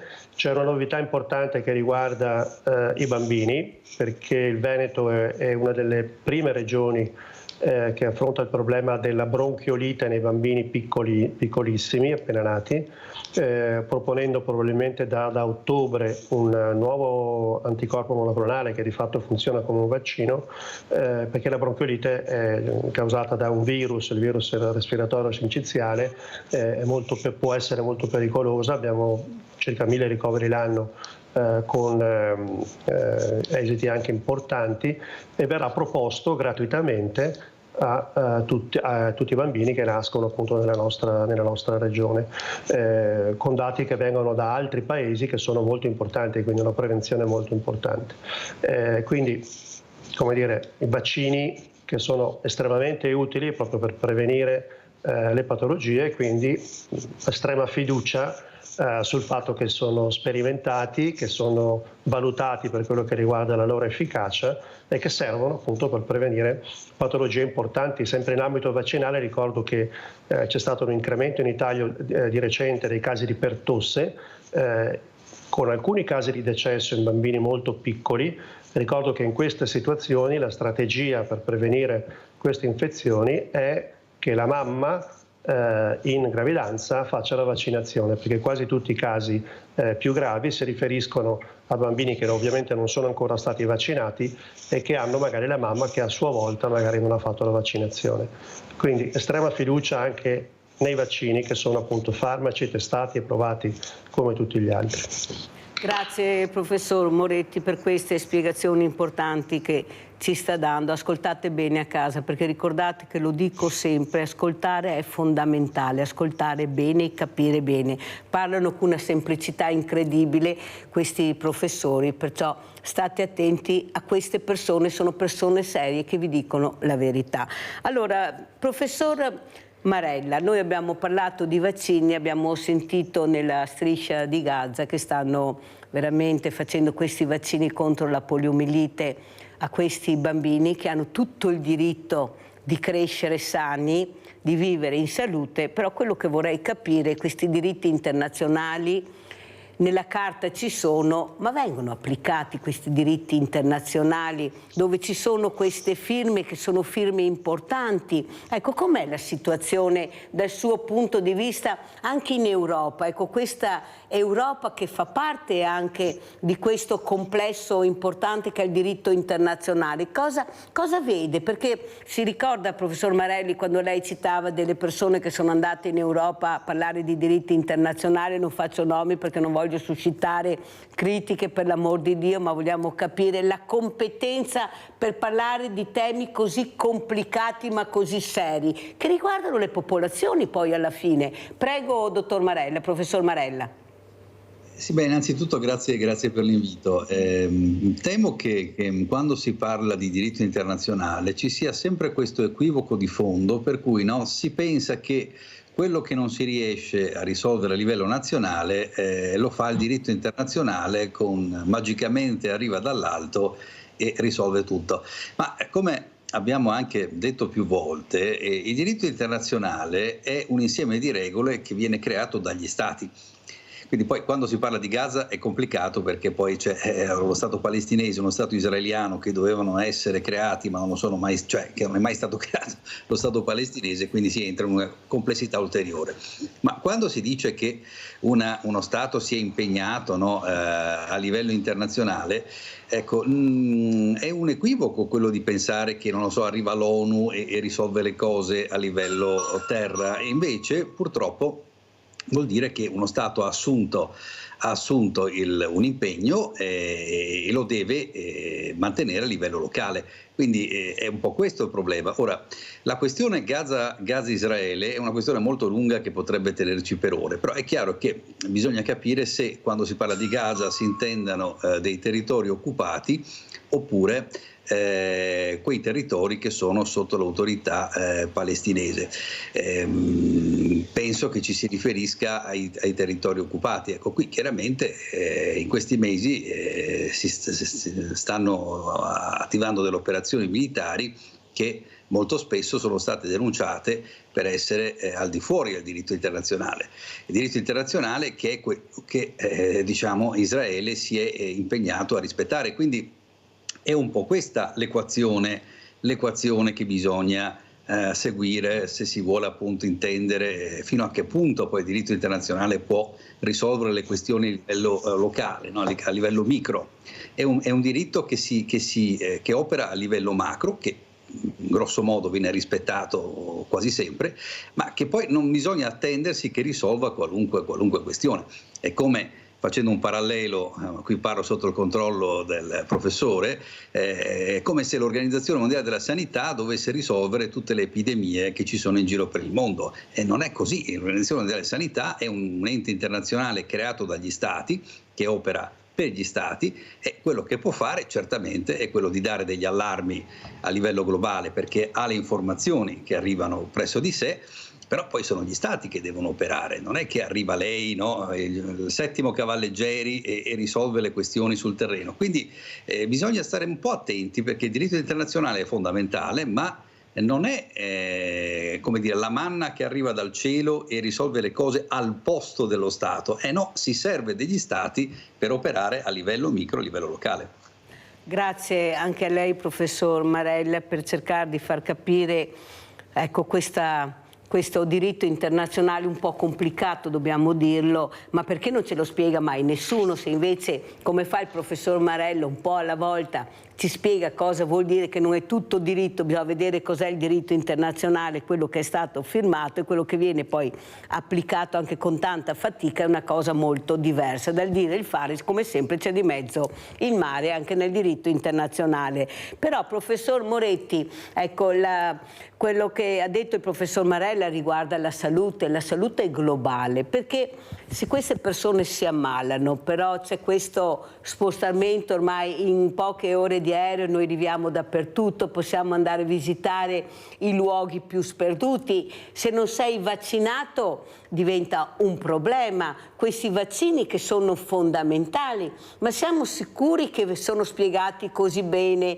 che vengono applicate, che vengano proprio scrupolosamente applicate queste regole, oppure anche qua c'è il famoso fai da te? Noi abbiamo visto anche con questa pandemia terribile aeroporti aperti, aerei che non ne parliamo, senza mascherine. Cosa ci vuole dire? Come la vede lei la situazione dal suo punto di vista? Prima parlavo di questi bambini che fortunatamente sono arrivati questi vaccini contro la poliomielite, sembrava una parola dimenticata, invece è ritornata. Ecco, avete sentito orecchie attese, perché sono importanti quello che dirà, le parole che dirà il professor Moretti. Prego, professore.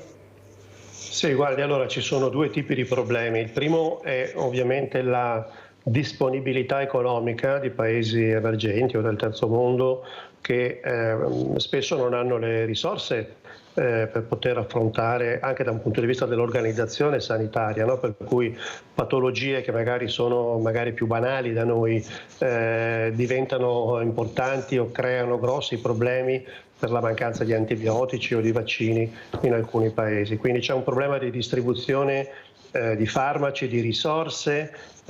Chi ha la mia età si ricorda quando comparve l'AIDS, e quindi i primi farmaci arrivarono, erano però molto costosi, il continente africano aveva quindi una diffusione della malattia evidentemente molto incontrollata, quindi c'è un problema di risorse che bisogna cercare appunto di affrontare da un punto di vista globale. Altro discorso invece è poi la possibilità che malattie che si diffondevano con molta più difficoltà una volta, adesso invece si diffondono più facilmente proprio per il fatto che ci si sposta con più facilità e quindi è possibile che patologie che magari non eravamo abituati a vedere in Italia, adesso magari le vediamo. Da questo punto di vista è molto importante non cadere nell'allarmismo, perché è chiaro che le situazioni possono essere molto diverse, no? Di recente abbiamo discusso insomma di casi di malattia che arrivavano in Italia. Va semplicemente però seguita la situazione, ovviamente con un intervento di prevenzione che riguarda soprattutto appunto le persone che viaggiano o che vengono da paesi dove questa malattia è diffusa. È chiaro che dove sono disponibili vaccini, questi vanno utilizzati. Ricordo che i vaccini sono farmaci e quindi sono sperimentati, provati, sorvegliati esattamente come tutti i farmaci che noi utilizziamo. Quindi non c'è motivo di pensare che il vaccino venga testato, sviluppato in maniera diversa. Se uno non si fida dei vaccini non dovrebbe fidarsi nemmeno di tutte le cose che prende in farmacia, insomma, perché tutto quello che viene appunto venduto come farmaco, come vaccino, è sottoposto a rigorose valutazioni di efficacia e di sicurezza. Professor Moretti, un'altra cosa che volevo chiederle questa mattina è che si sente parlare di nuovi virus, si sente parlare anche di queste nuove malattie, nuove forme di malattie.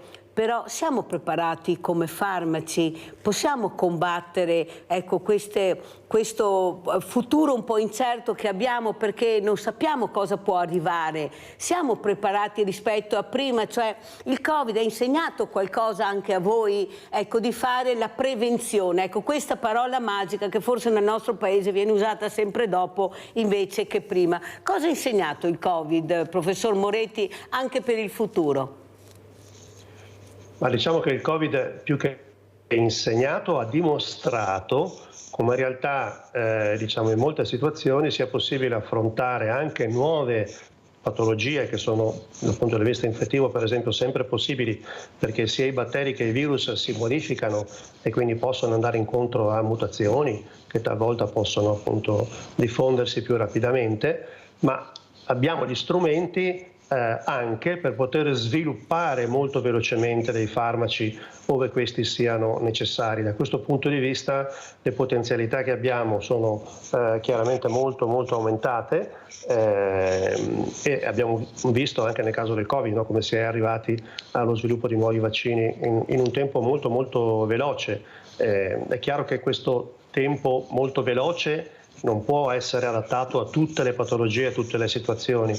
C'è un tempo diciamo abituale nel quale le nuove terapie vengono sviluppate, però in casi di emergenza le opportunità per poter accelerare il percorso le abbiamo, quindi la ricerca va avanti, continua e abbiamo la possibilità di avere a disposizione degli strumenti che non avevamo 20 o 30 anni fa, quindi sempre cautela, sempre attenzione, però ripeto, il Covid ha dimostrato che questa cosa è possibile, cioè sviluppare un vaccino in tempi rapidi è possibile.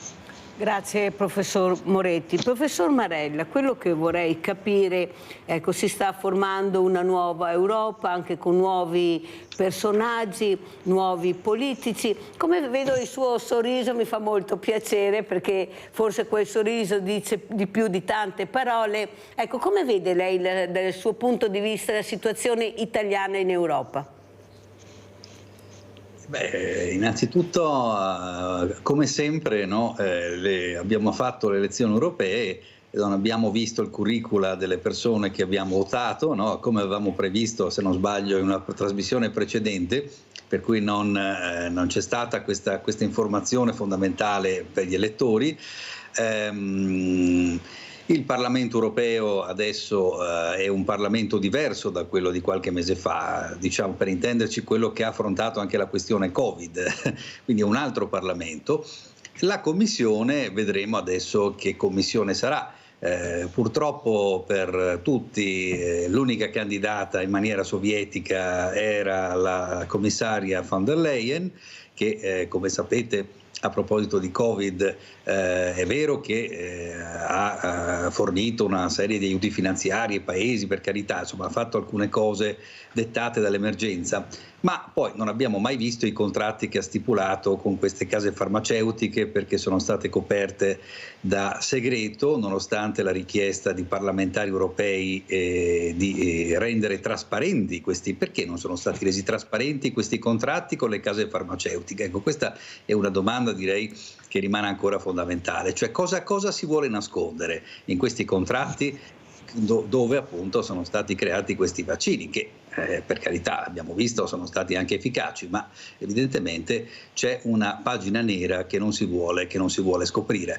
Ecco, la commissaria von der Leyen non ha, come per spostare la questione sul piano poi dei rapporti internazionali della guerra russo-ucraina, non ha attivato nessun tavolo di negoziato dell'Unione Europea in questo conflitto che riguarda l'Unione Europea, perché ce l'abbiamo in casa, quindi non vedo proprio i meriti di questa signora, visto che abbiamo insomma quasi 500 milioni di abitanti nel continente europeo e sicuramente si poteva fare di meglio, quindi non è chiaro nemmeno quale sia l'affare che si negozia a livello di governi, perché non è nemmeno vero che se non votavamo la von der Leyen non avremmo avuto un commissario italiano, perché ci spetta per diritto internazionale appunto un commissario italiano nella Commissione europea, che sarà Fitto o sarà un altro, ma comunque insomma sempre spetta all'Italia.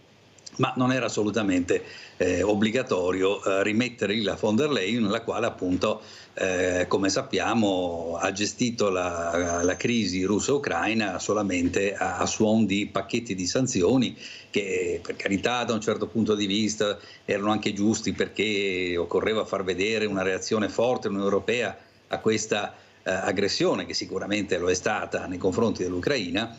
Ma è chiaro che dopo 2 anni andiamo avanti, siamo al 15° pacchetto di sanzioni e ancora, come vediamo, la soluzione è lì, perché chiaramente in diritto internazionale si insegna che c'è sempre il gioco del bastone e della carota, quindi va bene sanzionare per far capire la reazione e il dissenso di un continente come l'Unione Europea nei confronti di un'aggressione che si è sviluppata poi per vari motivi. Ma qual è la carota? Cioè il bastone l'abbiamo visto, come direbbe Di Pietro, la carota dov'è? La von der Leyen ha fatto vedere solamente bastoni e difatti di carote non se ne sono viste e la situazione è in grave stallo.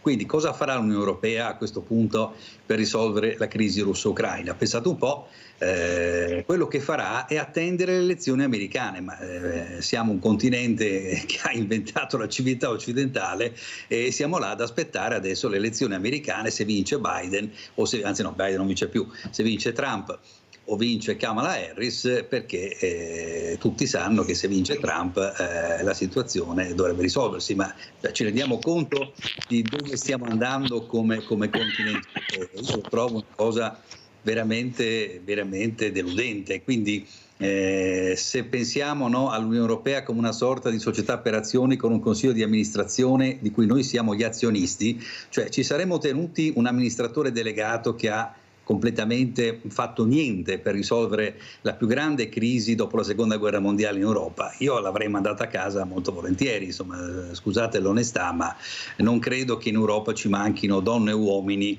di intelletto superiore di questa signora, che deve avere però ovviamente degli appoggi molto forti, perché è ancora là, come vediamo, la stessa Meloni che all'inizio faceva appunto, la criticava giustamente, adesso improvvisamente non la tocca più, quindi è intoccabile la von der Leyen. Quindi a questo punto speriamo che arrivi una risposta dagli Stati Uniti e noi, l'esercito coloniale degli Stati Uniti situato in Europa, stiamo là a guardare come risolvono la crisi a qualche chilometro da casa nostra, perché ricordo, per chi non ha viaggiato, che il volo Venezia-Mosca impiega un'ora e 20 minuti per arrivare, quindi non è una cosetta, no, dall'altra parte del mondo, in Cina, no, la crisi russo-ucraina è a un'ora di volo da casa nostra, quindi se qua le cose non vengono gestite in maniera seria e professionale, che finora non si sono viste queste gestioni serie e professionali, come sappiamo la questione ci arriverà in casa, anzi aggiungo e poi taccio perché sennò vi annoio, ma anche la questione dell'invasione di territori russi da parte di truppe ucraine, che è stata salutata dai media e dalla stampa come se fosse, no, un'idea fantastica per negoziare più avanti nel tavolo di pace, è un'azione pericolosissima, perché ovviamente anche qui in termini di diritto internazionale abbiamo creato una situazione speculare, quella russa, di invasione di un territorio altrui e non voglio fare lo scettico o il corvo nero, ma è chiaro che una situazione del genere potrebbe far scattare la famosa dottrina Gerasimov, che è la dottrina militare russa, peraltro Gerasimov è il capo di Stato Maggiore russo, e quindi l'utilizzo di bombe nucleari tattiche per difendere il territorio russo. Quindi, oltre alla questione dei vaccini, e concludo, potremo trovarci nei prossimi mesi qualche nube alla Chernobyl sopra le nostre teste, perché è chiaro che queste bombe nucleari tattiche, che sono a carica ridotta, potrebbero, anzi sicuramente poi porterebbero degli effetti sui nostri territori. Quindi la visione, come vedete, non è molto ottimistica, io sono un ottimista di natura, ma qui stiamo entrando in mesi molto molto difficili. Anche perché, professor Marella, abbiamo sentito ieri le elezioni in Germania, La von der Leyen ha i suoi problemini, abbiamo visto cosa hanno deciso di votare in Turingia, in Sassonia, perciò i suoi problemini li ha in casa, li deve risolvere, non è così semplice. Le votazioni sono state molto chiare, c'è questa estrema destra che sta veramente cercando di farsi strada in maniera anche potente, anche prepotente, e i suoi problemi li ha, perché sappiamo benissimo che sono problemi veramente che decideranno il futuro di molte nazioni poi alla fine, perché dovrà prendere delle decisioni, dovrà capire che forse la Germania non è più così quella regione pacifica, quello stato pacifico, tranquillo e beato con i verdi al primo posto, ma c'è qualcosa che si sta muovendo, e non in senso ottimista ma in senso negativo. Abbiamo Giulia da Venezia. Ciao cara Giulia. Ciao Mirella, buongiorno a tutti. E sei bellissima Mirella, bentornata. Grazie. E vedo che ti sei riposata perché sei veramente bella, bellissima. E saluto i tuoi ospiti che hai là, il caro professore Marella, che vedo con molto piacere. E allora Mirella, sì, io volevo dire che condivido tutto quello che ha detto il professore, perché Mirella, guarda, io quella che ha nominato la von der Leyen, non la sopporto proprio, a vederla rieletta Mirella mi fa proprio non lo so, perché dopo 5 anni, va bene che la guerra là in Russia e Ucraina ci sono stati i suoi motivi per cominciare, perché non è che gli ucraini hanno tutta la ragione, perché dovevano fermare subito quell'invasione, fare subito un trattato di pace. Ma cosa vuoi che faccia il trattato di pace, che è la figlia di uno della SS? E gli ritorneranno subito in casa i nazisti a quella là, non gli interessa niente di fermare queste cose. E dopo Mirella, volevo dire che che a votare ancora quella persona là, io non vedo luce, perché guarda che lei non ha nessuna intenzione di fermare, anzi ci obbligherà anche noi qua italiani a dare di più, a fare di più. E allora Mirella, io vedo che c'è un grande pericolo Mirella. Io ho tanta paura, perché guarda che i primi saremo noi se gli ucraini la centrano la centrale. E guarda che noi spariamo. E allora Mirella, non lo so cosa fanno là tutte quelle persone là, a scaldare la sedia, a prendere tutti quei soldi che prendono, si dovrebbero vergognare. Mirella, ti saluto tanto il professore Marella, che è una grande persona. Saluto tutti, auguro una buona giornata a tutti. Ciao Mirella. Grazie cara Giulia, vedete l'importanza anche di questi diversamente giovani come Giulia, di confrontarsi, di ascoltare queste persone. Che delle volte mi dicono, ma cosa porti Mirella al mattino? Avete sentito le riflessioni, le critiche di queste persone che hanno il diritto di essere ascoltati, di parlare, professor Marella, che la ringraziano per come spiega, perché loro hanno voglia di capire, di comprendere, poi ognuno fa le proprie riflessioni. Capite l'importanza di dare voce anche a queste telefonate? Ma adesso passo, prima di andare dalla nostra Paola, che tratteremo un tema importante, visto che si parla di diritti, parleremo di diritti di lavoro, che è un'altra cosa, non è diritto internazionale, ma è sempre un diritto al lavoro. Vorrei chiedere al professor Moretti girare la domanda che ha fatto il professor Marella. Ecco, questi contratti che non si conoscono, questi numeri che non sappiamo, noi sentiamo molte volte, professor Moretti, le persone che dicono ma le case farmaceutiche si arricchiscono sulla nostra pelle, sulle nostre spalle, non sappiamo mai niente, c'è un business pazzesco, perché sentendo il professor Marella mi sembra di essere al gioco dell'oca, che torni sempre allo stesso punto e non hai risolto niente. Cosa dice? Come risponde alle critiche che ha fatto il professor Marella proprio in merito a questo diritto internazionale di sapere le cose anche per quanto riguarda la sanità mondiale? Prego, professor Moretti. Allora, guardi, io separerei il discorso della politica da quello della salute, perché in Europa praticamente già dal 2005 abbiamo l'EMA, che è un'agenzia europea dei medicinali, che di fatto regola tutto quello che noi facciamo dal punto di vista dell'efficacia e della sicurezza dei farmaci. Ormai i farmaci entrano in commercio con un'unica autorizzazione a livello europeo, e qualunque problema di sicurezza che possa riguardare un farmaco o un vaccino viene discusso a livello di EMA, dove ci sono 2 commissioni importanti e tutti gli stati sono rappresentati al loro interno. EMA non controlla alcune cose che sono legate alla politica sanitaria, per esempio non decide qual è il prezzo dei farmaci nei singoli paesi.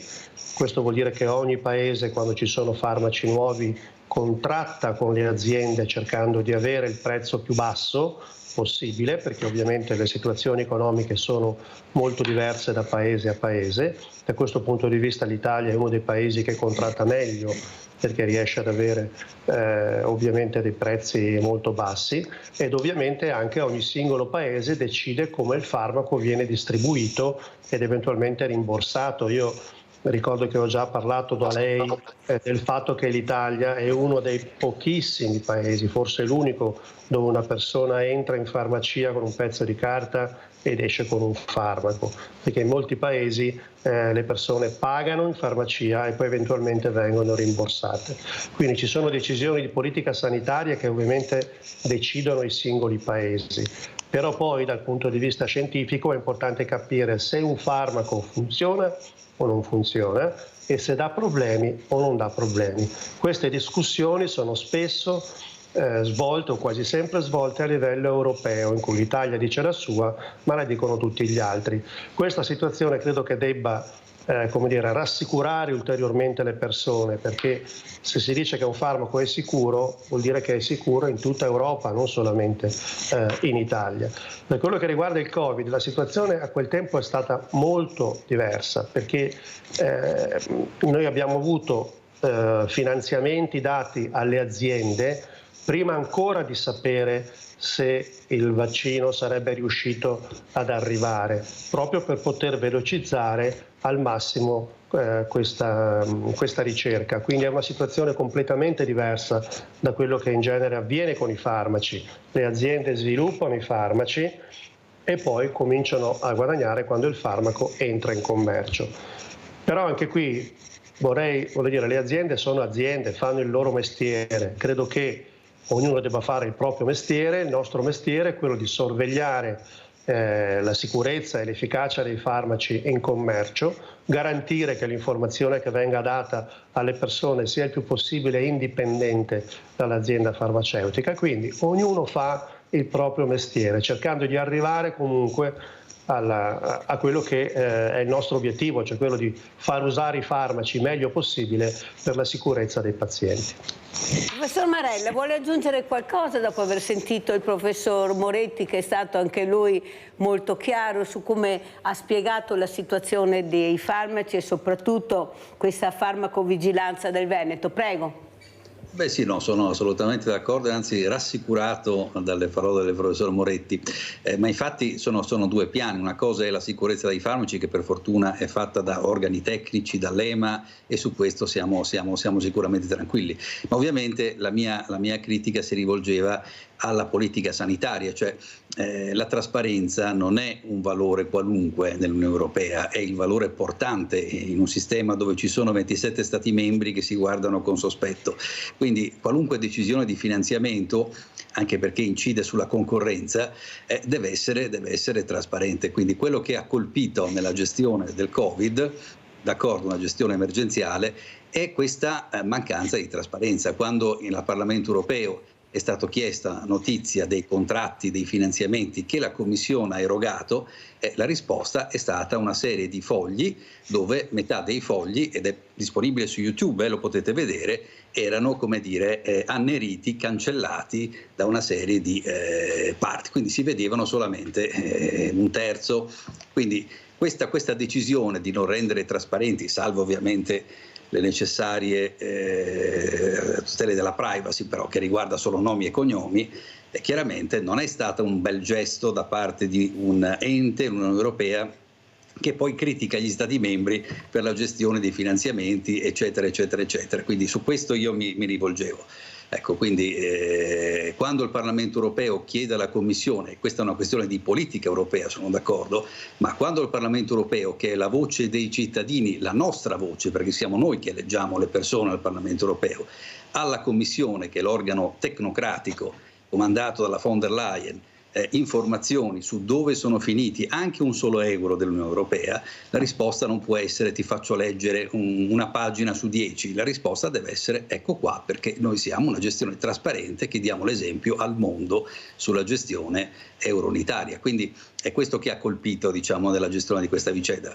Dopodiché sono d'accordo con tutto quello che è stato detto. Grazie professor Marella. Adesso veniamo alla nostra Paola. Paola che io ho conosciuto, Paola che mi ha detto non è possibile continuare a sentire che non troviamo lavoro perché non abbiamo voglia di far niente, noi troviamo lavori ma non ci pagano, facciamo stage ma non ci pagano a volte, non risolviamo i problemi, non abbiamo più 18 anni e quando lavoriamo, almeno quando troviamo questi lavori, sono lavori anche umili, dovrebbero essere pagati. Allora cosa vuoi dire Paola questa mattina? Com'è la situazione? Tu hai mandato curricula, stai cercando lavoro, tu sei anche aiuto cuoca, spieghiamo, visto che dicono non si trovano cuochi, non si trovano camerieri, non si trovano... Qual è la verità, la tua verità Paola? Prego. Allora, la mia verità, io in subito.it ho postato parecchie volte che cerco lavoro, sono stata badante, golf, aiuto cuoca e tutto quello che è. Loro ti chiamano, mi manda, si chiama Veneto Lavoro, adesso il CV, quello nuovo. Quando mi manda il curriculum poi la chiameremo, sì, ti chiamano, allora una volta facciamo una prova di lavoro, sì, 3 ore e mezza non retribuita, neanche un centesimo. La chiameremo il 19 di luglio, dopodiché finisce là tutto quanto.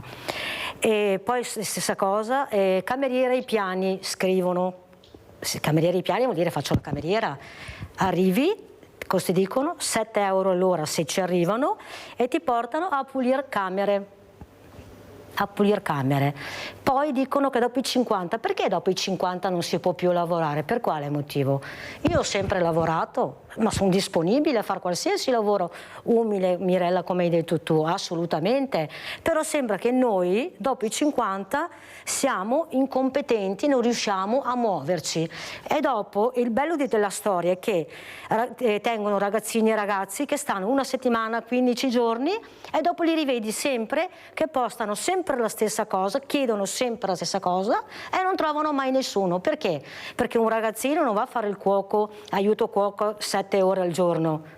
Assolutamente, io l'ho fatto per parecchio tempo e dopo rimane la storia quella che non ti fanno il contratto, ti tengono in nero, non ti fanno fare l'HCCP, cioè ci sono tante cose che nell'ambito lavorativo non vanno bene, non sono seguite. Senti Paolo, tu mi hai raccontato anche questa storia della pulizia delle camere con degli orari incredibili. Sì. Cosa vuol dire pulire una camera? Ascoltate bene, sì. Con questi materassi che mi hai detto giganti. Assolutamente. Allora, questo succede senza far nome naturalmente. Okay.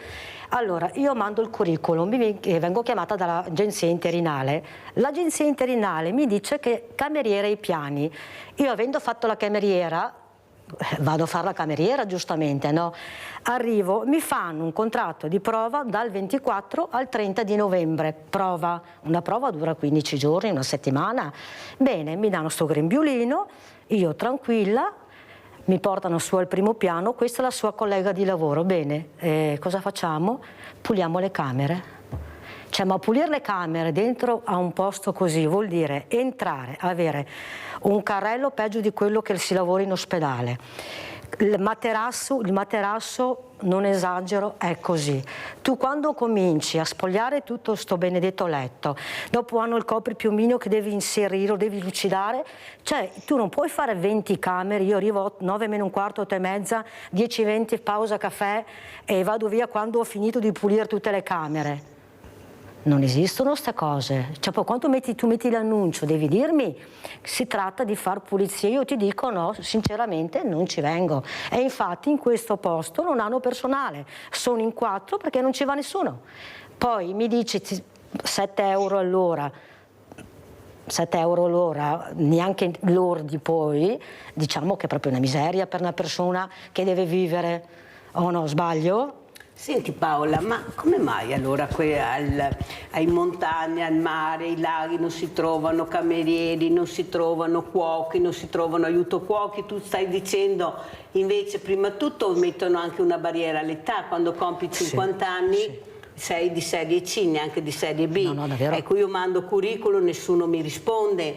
Ecco, questi pochi soldi, questi pochi euro che vengono dati su lavori molto impegnativi. Io dico sempre, Paola, che in Italia paghiamo chi non fa niente, chi lavora non lo paghiamo. Parlo di lavori seri, di lavori anche manuali, che sono quelli forse che hanno fatto grande anche il nostro paese. Sto parlando degli artigiani. Secondo te chi è che non vuole sentire e continuano a mandare questi messaggi devastanti che forse non avete più voglia di far niente, non avete voglia di lavorare, ecco, trovate delle malattie assurde pur di non lavorare, ecco, questo reddito di cittadinanza che veniva dato, eravate nei divani e non voler far niente, cosa vuoi dire, Paola? Allora io ti dico, io parto subito da questo, che non ho mai percepito il reddito di cittadinanza, perché in quel periodo facevo la badante con contratto a tempo indeterminato, l'ho fatto per 6 anni e 2 mesi tutti i giorni.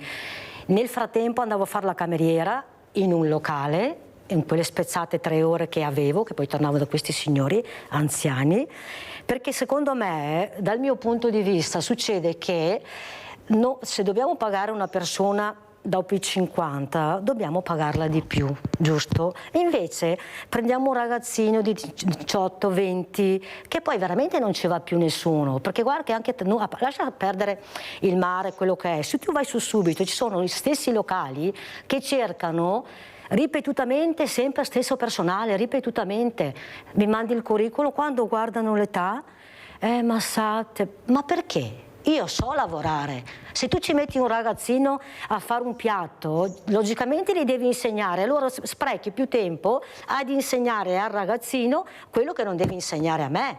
Certo che si impara sempre, per carità, questo non lo metto in dubbio, però dammi la possibilità, visto che so fare il mio mestiere, e lì ti mettono le barriere davanti. Perché io ho mandato curriculum e lo faccio e continuo, sempre alle stesse persone dei locali di Treviso in centro, perché ce ne sono più di qualcuno, e io continuo e loro non hanno neanche l'educazione di risponderti. Senti Paola, un'altra cosa importante sono questi lavori a chiamata. Ecco, questi lavori a chiamata che ti chiamano all'ultimo momento, devi essere disponibile. Ecco, com'è la situazione? Solitamente quando fanno così io dico no, perché ti tengono un giorno o 2, se ti pagano bene, e se no ti dicono ma adesso magari adesso un'altra persona, provo un'altra. Sono tutte scusanti, sono scuse, perché secondo me non vogliono pagare contributi, tasse, non vogliono pagare contratti, non vogliono pagare niente, assolutamente. E questo che hai detto tu giustamente prima, non è che tutti siamo non facciamo un'erba un fascio di tutto, perché c'è chi come me non ha mai percepito né aiuti dal comune, adesso sono senza lavoro. E non mi vergogno a dirlo, cerco ripetutamente, mando curriculum ripetutamente, io né assegno di inclusione, non assegno unico neanche perché bambini minori non che ne ho, comunque sono a terra completa.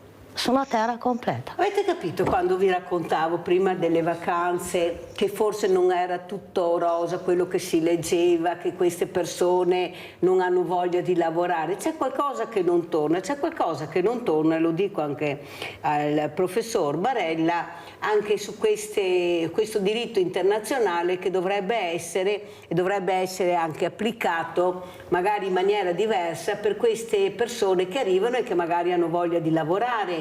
Ma questa burocrazia, questo riconoscere questa persona, ecco, che ha anche il diritto di cambiare vita, dove viveva era una cosa pazzesca, però ha voglia di lavorare, ha voglia di inserimento, ha voglia di fare inclusività e non ci riesce. non ci riesce perché le carte non sono a posto e quando sono a posto devono andare in un altro paese, da un'altra parte, e questi ragazzi mi dicono: professor Mirella, fammi lavorare.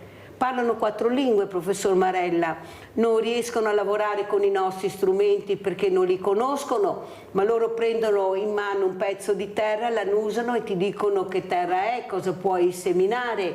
Poi vado con questi diversamente giovani su queste colline dell'UNESCO preziosissime, con questo oro biondo che abbiamo, che è il vino, che è il prosecco, e non ci sono persone che raccolgono, sono disperati. E allora io penso a questi ragazzi grandi, forti, perché sono nati su posti dove c'è molto movimento, devono camminare per bere un po' d'acqua, per mangiare, per sfamarsi, e li richiudiamo su recinti di cemento 4x4 se va bene, e li lasciamo là in attesa che arrivi questo permesso. Cosa c'è che non funziona per quanto riguarda anche questi diritti internazionali su quello che dovrebbe essere un bene comune, che è il lavoro, la dignità del lavoro alle persone che hanno voglia di lavorare? Cosa c'è che non funziona, professor Marella, e che ci fanno vedere che quelli che arrivano sono tutti delinquenti, spacciatori, stupratori, specialmente il colore nero fa rizzare la pelle a più di qualcuno? Io ricevo anche le telefonate, perciò lo dico chiaramente, perché è giusto anche iniziare a parlare di queste cose. Dammi una pesca, Mirella, ho fame, mi dicono, professor Marella. Neppure da mangiare hanno. Per fortuna che ci sono persone come me, ce ne sono tante, che cerchiamo di capire che hanno 2 occhi, un naso, una bocca, e non sono tutti delinquenti, anzi. Prego, professor Marella, avete sentito quel ragazzo che ha ucciso padre, la madre, il fratello? Non era nero, non era giallo, non era viola, era bianco, perciò attenzione quando spariamo nei mucchio. Prego, professore. Voce. Dicevo, sono tante questioni, allora cominciando ovviamente con la massima solidarietà alla sua ospite, perché anch'io non capisco come un lavoratore che ha acquisito tutta una serie di abilità che l'esperienza conferisce non sia più valido di un qualunque lavoratore che inizia, è veramente una cosa inspiegabile. Però anche qui, diciamo, il diritto internazionale del lavoro non è che sia un capitolo forte del diritto internazionale, perché ogni Stato ha le sue politiche del lavoro, e quindi certo c'è un'organizzazione internazionale del lavoro, la quale cosa fa? Elabora delle convenzioni internazionali che riguardano i diritti dei lavoratori su certe questioni specifiche, il diritto a formare dei sindacati per esempio, e il diritto a non sfruttare il lavoro minorile, cioè ci sono appunto questi parametri, queste norme che vengono elaborate a livello internazionale e però poi vengono passate a livello di singoli stati. Però trovare lavoro non è, cioè il diritto a lavorare non è il diritto al lavoro. Il diritto al lavoro significa avere una serie di situazioni giuridiche soggettive attive, ma poi per lavorare ci vogliono le aziende che diano lavoro, ci vuole lo Stato che promuova delle politiche del lavoro, ci vuole la Regione, che noi non abbiamo menzionato, e la Regione Veneto esiste, la quale, non lo so, dovrebbe fare dei questionari anche per capire come mai che succedono le cose che sono state raccontate qua, cioè Veneto Lavoro, cioè insomma, quindi come vedete bisogna poi chiederlo alle aziende perché non assumono i nostri lavoratori. Glielo chiederemo, professor Marella, sa che non mi manca questa volontà di ascoltare tutti, ascolteremo anche le aziende, come mai succedono queste cose. Paola è una dimostrazione, ma ne abbiamo sentito un'altra anche su un telegiornale di Antena 3, un'altra signora che ha detto: ma io dove vado a cercare lavoro? Allora so che il professor Moretti l'abbiamo fatto attendere, deve anche lasciarci, ma io devo ringraziare veramente il professor Ugo Moretti per quello che ha detto, perché capisce l'importanza di far capire e di conoscere anche l'altra faccia della medaglia che siete voi e che dite. Come ci saluta professor Moretti e cosa spera? Ma intanto la saluto ringraziandolo ancora una volta, perché parlo sempre molto volentieri. È importante che le informazioni che riguardano insomma il modo con cui noi usiamo i farmaci e i vaccini siano appunto facilmente comprensibili. Ricordo che praticamente a breve inizieremo e coordinerò un programma che si svolgerà a livello nazionale, finanziato da AIFA, proprio demandato all'informazione scientifica indipendente, quindi spero che avremo in futuro magari la possibilità anche di pubblicizzare quello che noi faremo in questo ambito. Grazie, veramente grazie al professor Ugo Moretto, collegato con noi da Verona, direttore del Centro Regionale di Farmacovigilanza del Veneto. Siamo più tranquilli, l'ha detto anche il professor Marella dopo averla ascoltata. Grazie professor Moretti. Professor Marella, come ci saluta? Dunque, innanzitutto con un ringraziamento per questo invito e con l'auspicio ovviamente che i prossimi mesi, che l'autunno sia un autunno migliore di quello di quest'estate che stiamo vivendo, un autunno con ovviamente meno emergenze di tipo ovviamente sanitario, ma questo abbiamo sentito una voce autorevolissima che ci ha rassicurato, ma anche un autunno con più certezze circa la fine di questo conflitto con la Russia, tra l'Ucraina e la Russia, che in effetti ci mette in una situazione sempre più difficile. E chiudo con una battuta, perché ci chiedono se l'Italia sia in guerra o non in guerra. La risposta: l'Italia è non belligerante, è un termine tecnico, ma non belligerante non vuol dire, se ci pensate bene, neutrale. Noi dovremmo essere neutrali, non belligeranti. Quindi io spererei appunto che ci sia un'evoluzione in questo senso dal punto di vista italiano ovviamente, ma il punto di partenza è un trattato di pace tra Russia e Ucraina, possibilmente sotto auspicio dell'Unione Europea, e poi ovviamente vedremo dall'altra parte dell'Atlantico chi sarà che potrà aiutare in questo senso. Ecco, questo è il mio auspicio. Senta professor Marella, tra Trump e Kamala Harris, chi è che secondo lei riuscirà a farcela? Lei se ne intende, sa capire, ha lo sguardo lungo, poi può succedere di tutto, ma la sensazione che lei ha qual è? È veramente difficilissimo. Egoisticamente l'unica cosa che sembra abbastanza certa è che per noi forse converrebbe avere Trump, perché è sicuro, o quasi sicuro almeno, che la guerra qui avrebbe sicuramente un'altra direzione. Dopo farà una guerra economica l'Unione Europea e quindi lo pagheremo in dazi e cose così, però ripeto, la nostra priorità è quello di fermare questa guerra, no? Come dicevano i latini, primum vivere, deunde filosofare, no? Quindi molte grazie professor Marella, vedremo come andrà a finire a novembre con queste elezioni americane, perché veramente è un bel punto di domanda. Una donna al comando non sempre facile da vedere. Ecco, sapete che io sono per le donne, perché io penso che abbiamo molto buon senso, siamo organizzarci molto bene, anche se lei ha detto giustamente, ha fatto un esempio della von der Leyen, che forse sempre non è così. Però noi siamo molto ottimisti e speriamo di farcela. Grazie veramente al professor Fabrizio Marella, docente di diritto internazionale all'Università di Venezia, che si è collegato con noi. Buon lavoro professore, grazie. L'appello, Paola, che appello vuoi fare questa mattina? Intanto vorrei dire al professor Marella che ha toccato un tasto di quelli giusti, Regione Veneto, Veneto Lavoro, perché a me è successo il 4 di marzo, quando si va a rifare il CV, mi mandano al patronato per seguire dei corsi, ho fatto l'iscrizione in Veneto Lavoro. E che mese siamo, Mirella? Adesso siamo a settembre. Quante volte mi hanno chiamato, Mirella? Ah, non lo so io. Neanche una. Sono ancora qua che aspetto, con tanto di un'ora con la segretaria, agenzie interinali, agenzie dove ha lavorato, cosa ha fatto, curriculum, e sono ancora qua che aspetto che Veneto Lavoro mi chiami. Ecco, se non è Veneto Lavoro, se c'è qualcuno pagandola nella maniera corretta e giusta, come dovrebbero essere pagate tutte le persone che lavorano, Paola si mette a disposizione, certo. Avete sentito, riesce a fare tanti lavori, sì. È una persona competente, brava, è qui vicino a Mirella, perciò se qualcuno ha bisogno o sente o ha sentito che qualcuno cerca, chiamate Mirella e poi vedremo cosa succederà per la nostra Paola, che ha diritto di lavorare anche se ha 50 anni. Perciò io penso che qualcuno deve riflettere su quello che ha detto Paola questa mattina. Grazie, pubblicità. Grazie Mirella.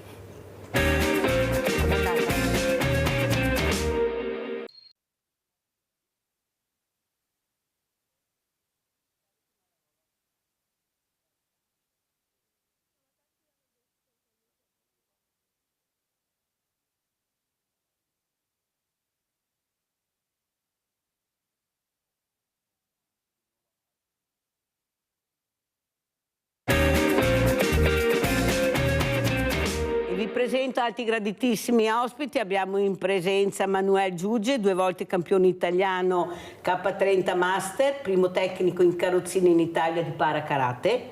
Assieme a lui la figlia Federica Yakimasco, 3 volte campionessa italiana, terza al mondiale di Budapest, sempre di para karate. Grazie veramente. C'è anche la mamma qua seduta, fatalità sempre queste donne che seguono tutto, sempre, comunque.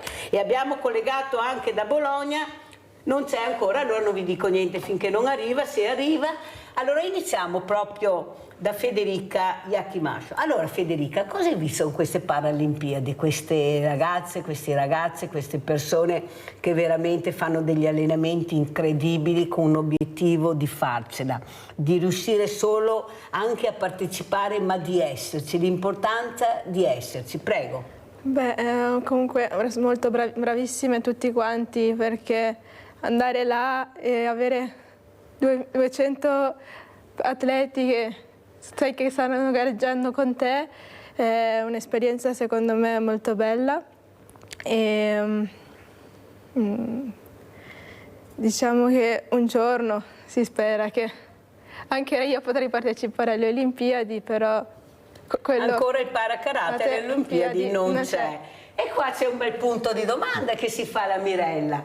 Come mai non c'è il para karate alle Olimpiadi, ma ci sono sport che sono nati ieri, che magari non conosciamo neppure, oppure conosciamo ma in maniera così, eppure sono arrivati alle Olimpiadi? Puoi vedere che anche qua conosci chi, sei famoso di, fai qualcosa per, ma poi alla fine se non sei protetto non vai da nessuna parte. Cosa dici, papà Manuel Giuge? Beh, intanto grazie per l'invito. Poi sì, possono essere tanti fattori, perché entrare comunque in un circuito olimpico non è una cosa semplice e neanche tanto meno scontata.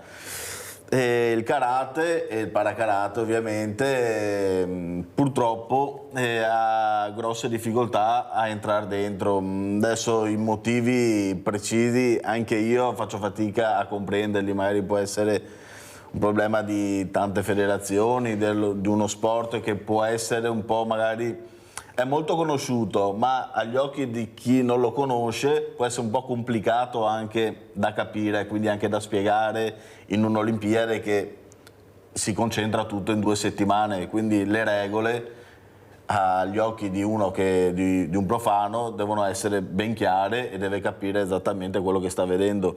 Il karate può avere come punto contrario questo, che ci vuole un po' di tempo per capirlo, mentre altri sport, in questo caso nel parakarate, come può essere, non so, bocce per esempio, è molto semplice chi è che non conosce lo sport, quindi è molto semplice da far capire anche a chi sta guardando, quindi anche agli ascolti, che alla fine si concentra tutto là anche dopo Vediamo ascolti. anche delle foto, vediamo al nostro regista. Ecco, qui stiamo vedendo alcune immagini di questa disciplina molto importante, dove Federica esistono le regole, il rispetto dell'avversario, queste cose che io continuo a dire servono molto ai giovani, ai bambini. È da piccoli che tu devi capire l'importanza delle regole e del rispetto della persona, e in questo caso quando ti alleni dell'avversario. Ecco, cosa noti tu? Ecco, parlando anche di giovani, si parla molto di baby gang, di questi ragazzi che poi alla fine, se sono 20 sono tanti, ma ci sono e fanno per 2000 persone, perché hanno una visibilità incredibile, cittadini impauriti, non si può più uscire, abbiamo paura, abbiamo terrore, poi li metti tutti insieme e vengono fuori che se sono 20 sono tanti. Allora cosa vuoi dire a questi ragazzi, a questi giovani? Adesso ci sono anche le ragazze come loro, e noi chi siamo? Anche noi dobbiamo fare gli stessi atti di vandalismo, dobbiamo picchiarci, picchiare le persone. Cosa vuoi dire tu, Federica, invece che tu sei stata proiettata su un mondo diverso, un mondo sportivo, un mondo anche familiare, che ti ha fatto capire l'importanza dei valori della persona, della famiglia e della società? Prego. Beh, allora, diciamo, questa disciplina che mi ha insegnato che nel rispetto delle persone, soprattutto degli arbitri, che ad esempio come nel calcio, se l'arbitro ti dice qualcosa, la prima cosa che fanno è si lamentano subito. Nel karate questa cosa non esiste proprio.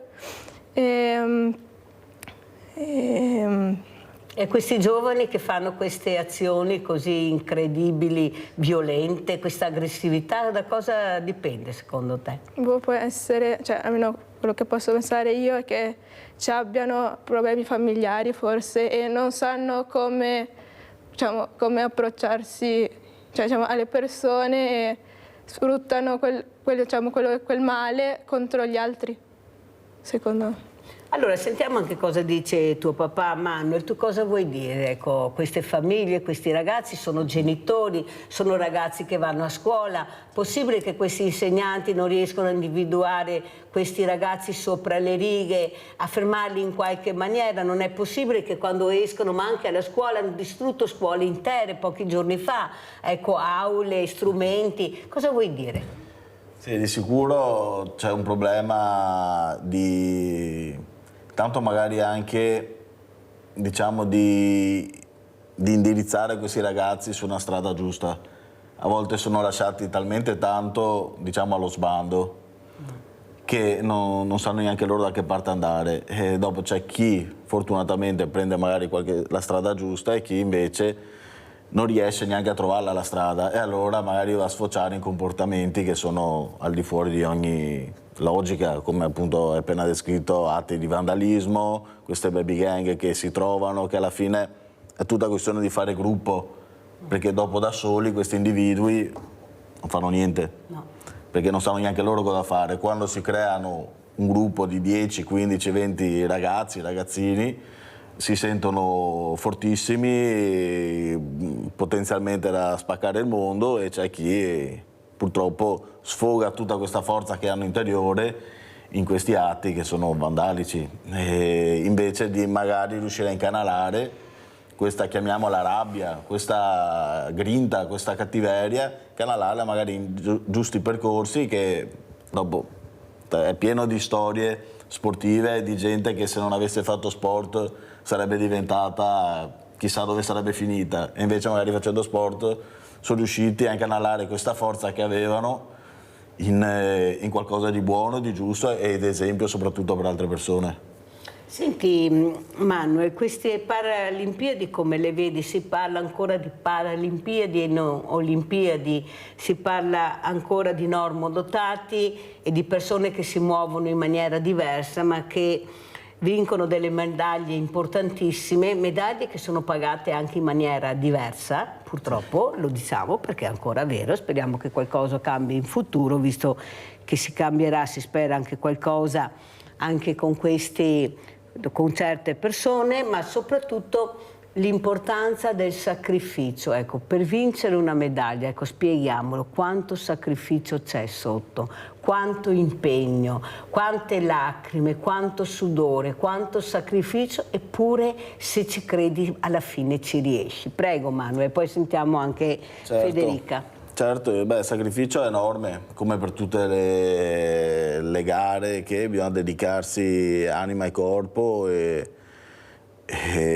mente, perché alla fine, adesso parliamo appunto di disabilità, di Paralimpiadi, questi atleti che vediamo adesso in questi giorni in televisione, cioè loro oltre agli allenamenti, cioè anche per un atleta con disabilità, per riuscire a praticare sport molto spesso è una cosa molto molto complicata, è difficile perché magari la palestra che fa quell'attività sportiva magari non ce l'hai sotto casa, ma ce l'hai magari a 50 km di strada anche, allora ti devi organizzare, deve esserci la famiglia che ti porta o qualche amico, i costi molto spesso sono molto più elevati rispetto a un atleta normodotato, perché ovviamente ci sono certe attrezzature, certe carrozzine che costano veramente molto, costano certe come magari un'auto, anche una piccola auto, quindi cosa che magari l'atleta normodotato non ha.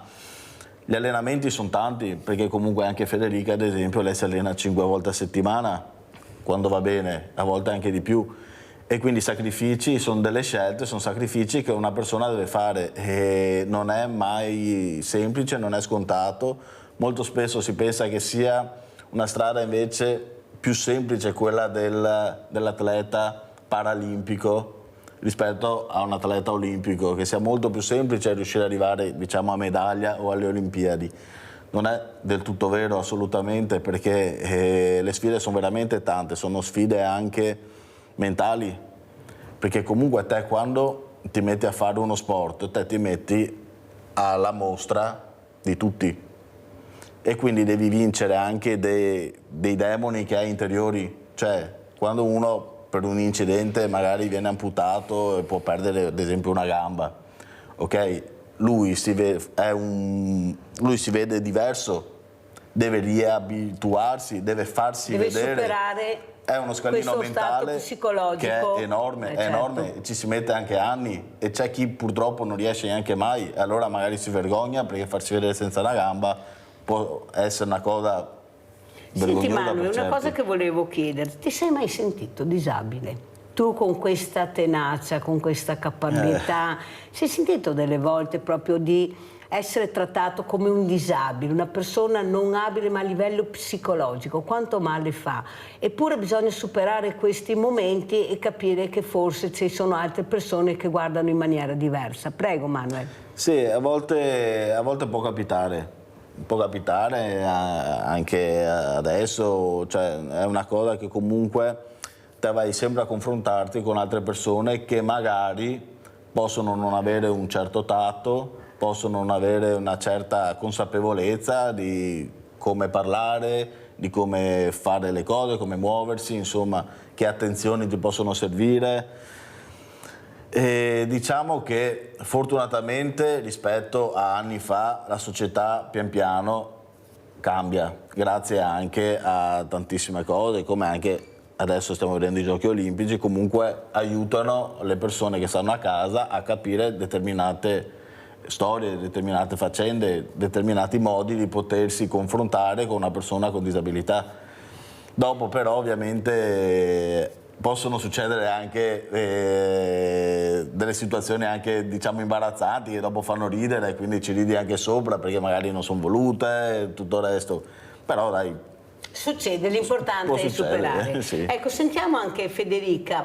Tu Federica hai mai sentito tuo papà disabile? Cos'è questa parola che io odio? Perché sai che io li chiamo diversamente agili, perché è così, vi muovete in maniera, si muovono in maniera diversa, ma sono delle persone fantastiche, io li ho visti, li ho portati anche a visitare la Gipsoteca di Possagno e devo dire che veramente sono orgogliosa di aver fatto questo perché li ho visti felici, li ho visti che veramente apprezzavano quelle cose che magari non avevano mai visto e che abbiamo dato loro la possibilità. Ecco, cos'è per te la disabilità, Federica? Allora, diciamo che io sempre da piccolina, vedendo mio papà fare hockey, calcio in carrozzina, quando qualcuno, diciamo, di esterno mi chiedeva, dicendomi, ma loro sono disabili, rispondevo, loro non sono disabili, loro hanno diciamo, avuto un problema, sì.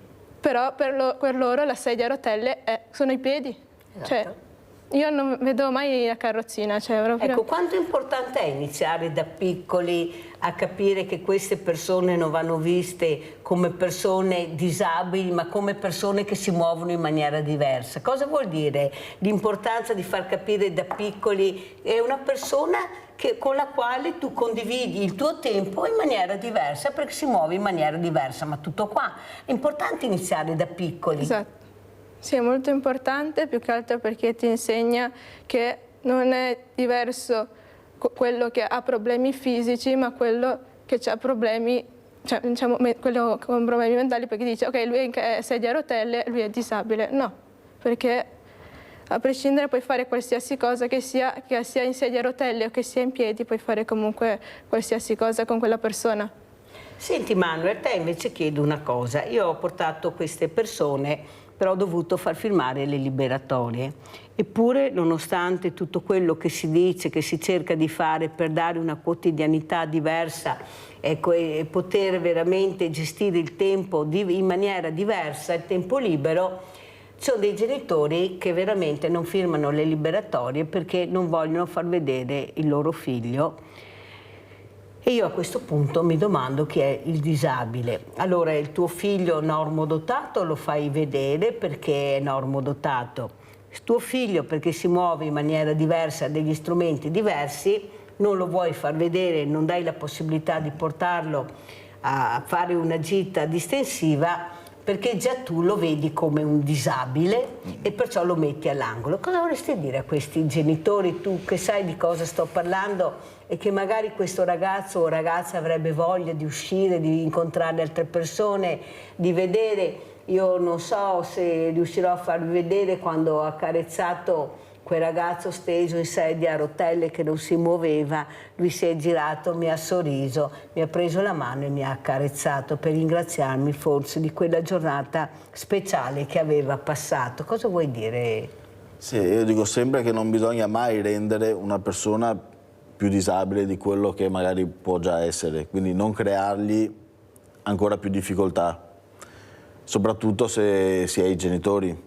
So che magari può essere complicato, può venire fuori anche una certa paura perché non sai come altri ragazzini, altre persone possono reagire magari nel vedere magari il proprio figlio in certe difficoltà.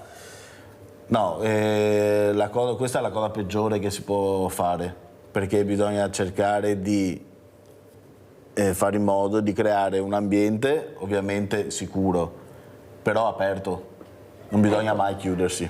Vedete queste immagini che abbiamo portate all'interno di questa cantina, hanno fatto un'ospitalità, guardate, hanno preparato le botti con tutta questa frutta fresca. Ecco, guardate, questo è il ragazzo che io accarezzavo e che mi ha accarezzato e mi ha ringraziato, Alberto, che ringrazio tantissimo, questi educatori, queste persone che certamente cercano di dare dignità a queste persone. Secondo te anche una gita di queste, quanto importante è per un ragazzo, una ragazza, un diversamente giovane, staccare la spina? Ecco, tu che hai provato a stare in un letto, non muoverti, non uscire, aver paura della porta, quell'uscio che si aprirà, cosa troverò? Cosa vuol dire per te questa cosa? No, queste sono esperienze che di sicuro restano nella memoria della persona, quindi sono fondamentali, sono importantissime perché comunque sono belle giornate ed è giusto che tutti ne abbiano il più possibile, ma è giusto anche la vita quotidiana, la normalità, non so, andare a fare la spesa per esempio.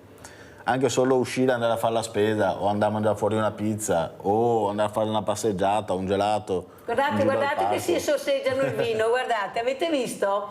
Che ho appena alzato la mano chi voleva. Guardate che è stata una cantina fantastica, guardateli, ma guarda, veramente, io adesso che sto rivedendo le immagini. E poi sai cosa hanno fatto? Pensa a te Federica, cosa hanno pensato queste persone? A un certo momento qualcuno, siccome era tutto offerto, hanno detto ma io posso prendere una bottiglia per portarla a casa al mio papà o alla mia mamma? Pensate la sensibilità ai nostri giovani, chissà se vi viene in mente i genitori di portarli a casa, eppure loro sono veramente, hanno questa sensibilità che va oltre il normale. Cosa dice Federica? È un segno anche di quanta sensibilità hanno queste persone, sempre rivolte a quella che è la famiglia, il genitore, la mamma. Ecco, capite l'importanza di questi percorsi che sto facendo? Prego Federica. Sì, una cosa che ho imparato pure io dai miei compagni è che sì, loro pensano sempre comunque, ovviamente agli altri, ai genitori, e, diciamo che hanno molta sensibilità. Allora, finalmente si è collegato Stefano Cavedagna da Bologna, eccolo qua, europarlamentare, Fratelli d'Italia. Io ero con il consigliere Razzolini di Fratelli d'Italia proprio in questa gita che abbiamo fatto, che mi ha aperto le strade. Poveretto, si è dato un grande da fare per trovare questo agriturismo, per trovare questa cantina che sia agevole anche persone, perché volevo far vedere un'altra realtà, una realtà che loro magari non avevano mai visto, perciò ringrazio tanto Tommaso. Ma la domanda, Cavedagna, che volevo fare io a questa persona, Andrea Dan, che vorrebbe obbligare di mettere l'airbag sulle moto, troppi incidenti, troppi morti, a livello europeo sta cercando di portare avanti questa battaglia per far sì che l'airbag nelle moto sia veramente una cosa obbligatoria da fare e sta veramente intervenendo anche in Parlamento europeo. Lei cosa ne pensa di questo airbag obbligatorio nelle moto? Cavedani, visto che gli incidenti che abbiamo sentito in questo periodo, specialmente con le motociclette, sono terribili, cosa ne pensa? Ma io credo che sicuramente si debba fare un'attività di prevenzione e di sicurezza per tutti i conducenti. Purtroppo, è inutile dirlo, è sempre più evidente che quando abbiamo un motociclo di qualsiasi genere, cilindrata, dagli scooter fino a moto a cilindrata più importante, nel momento in cui dovessero andare in collisione con un'auto o un van o addirittura un tir, sappiamo che la persona che sta conducendo la moto, in questo caso, rischia davvero la vita. Quindi bisogna trovare delle modalità per prevedere che soprattutto su certi tragitti ci sia piena visibilità, ci siano visibilità notturne. Una tematica che vorrei fare mia è quella dell'illuminazione di tutti quelli che sono i dissuasori, le aree spartitraffico, le rotonde, che soprattutto di notte non vengono viste dai conducenti di moto e scooter e molto spesso vengono colpite in pieno. Un'altra battaglia che vogliamo portare avanti è quella di prevedere nelle nuove installazioni sempre più possibile dei pali per la segnaletica che siano in vetroresina. In vetroresina perché purtroppo abbiamo registrato già numerosi decessi di persone che, andando volgarmente a incidentarsi, a sbattere contro un palo di quelli diciamo già noti di ferro o di metallo, purtroppo hanno trovato la morte, mentre invece in alcuni casi il palo in resina si romperebbe e probabilmente insomma non arrecherebbe la morte, come in alcuni casi è capitato. Sul tema dell'airbag sulle moto c'è un grande dibattito, bisogna capire se poi dopo è utile, perché l'airbag andrebbe ad impedire, andrebbe ad attutire il colpo frontale, mentre invece in molti casi è la caduta laterale e il colpo alla testa che in fase di caduta porta purtroppo il conducente a perdere la vita. Bisogna trovare delle modalità perché trovino anche delle norme comuni su quella che è la circolazione stradale. Multe più salate e controlli più serrati per chi non dà la precedenza. I dati che noi abbiamo su molte città dicono questo. Cioè non è tanto la velocità alla quale uno sta conducendo, è chiaro che se il limite è i 50, io faccio i 120, sono un pericolo per me stesso e per gli altri, ma il fatto che molto spesso non viene data la precedenza, molto spesso le norme basilari non vengono rispettate. Allora, Cavedagna, prima avevamo nella prima parte della trasmissione la dottoressa Mariana Martini, che era collegata con noi da Padova, che è la psicologa del traffico. In Italia ne abbiamo solo 2. Io non sapevo neanche che esistesse, fortunatamente l'ho conosciuta e hanno le idee molto chiare su quello che si potrebbe fare per migliorare anche la sicurezza.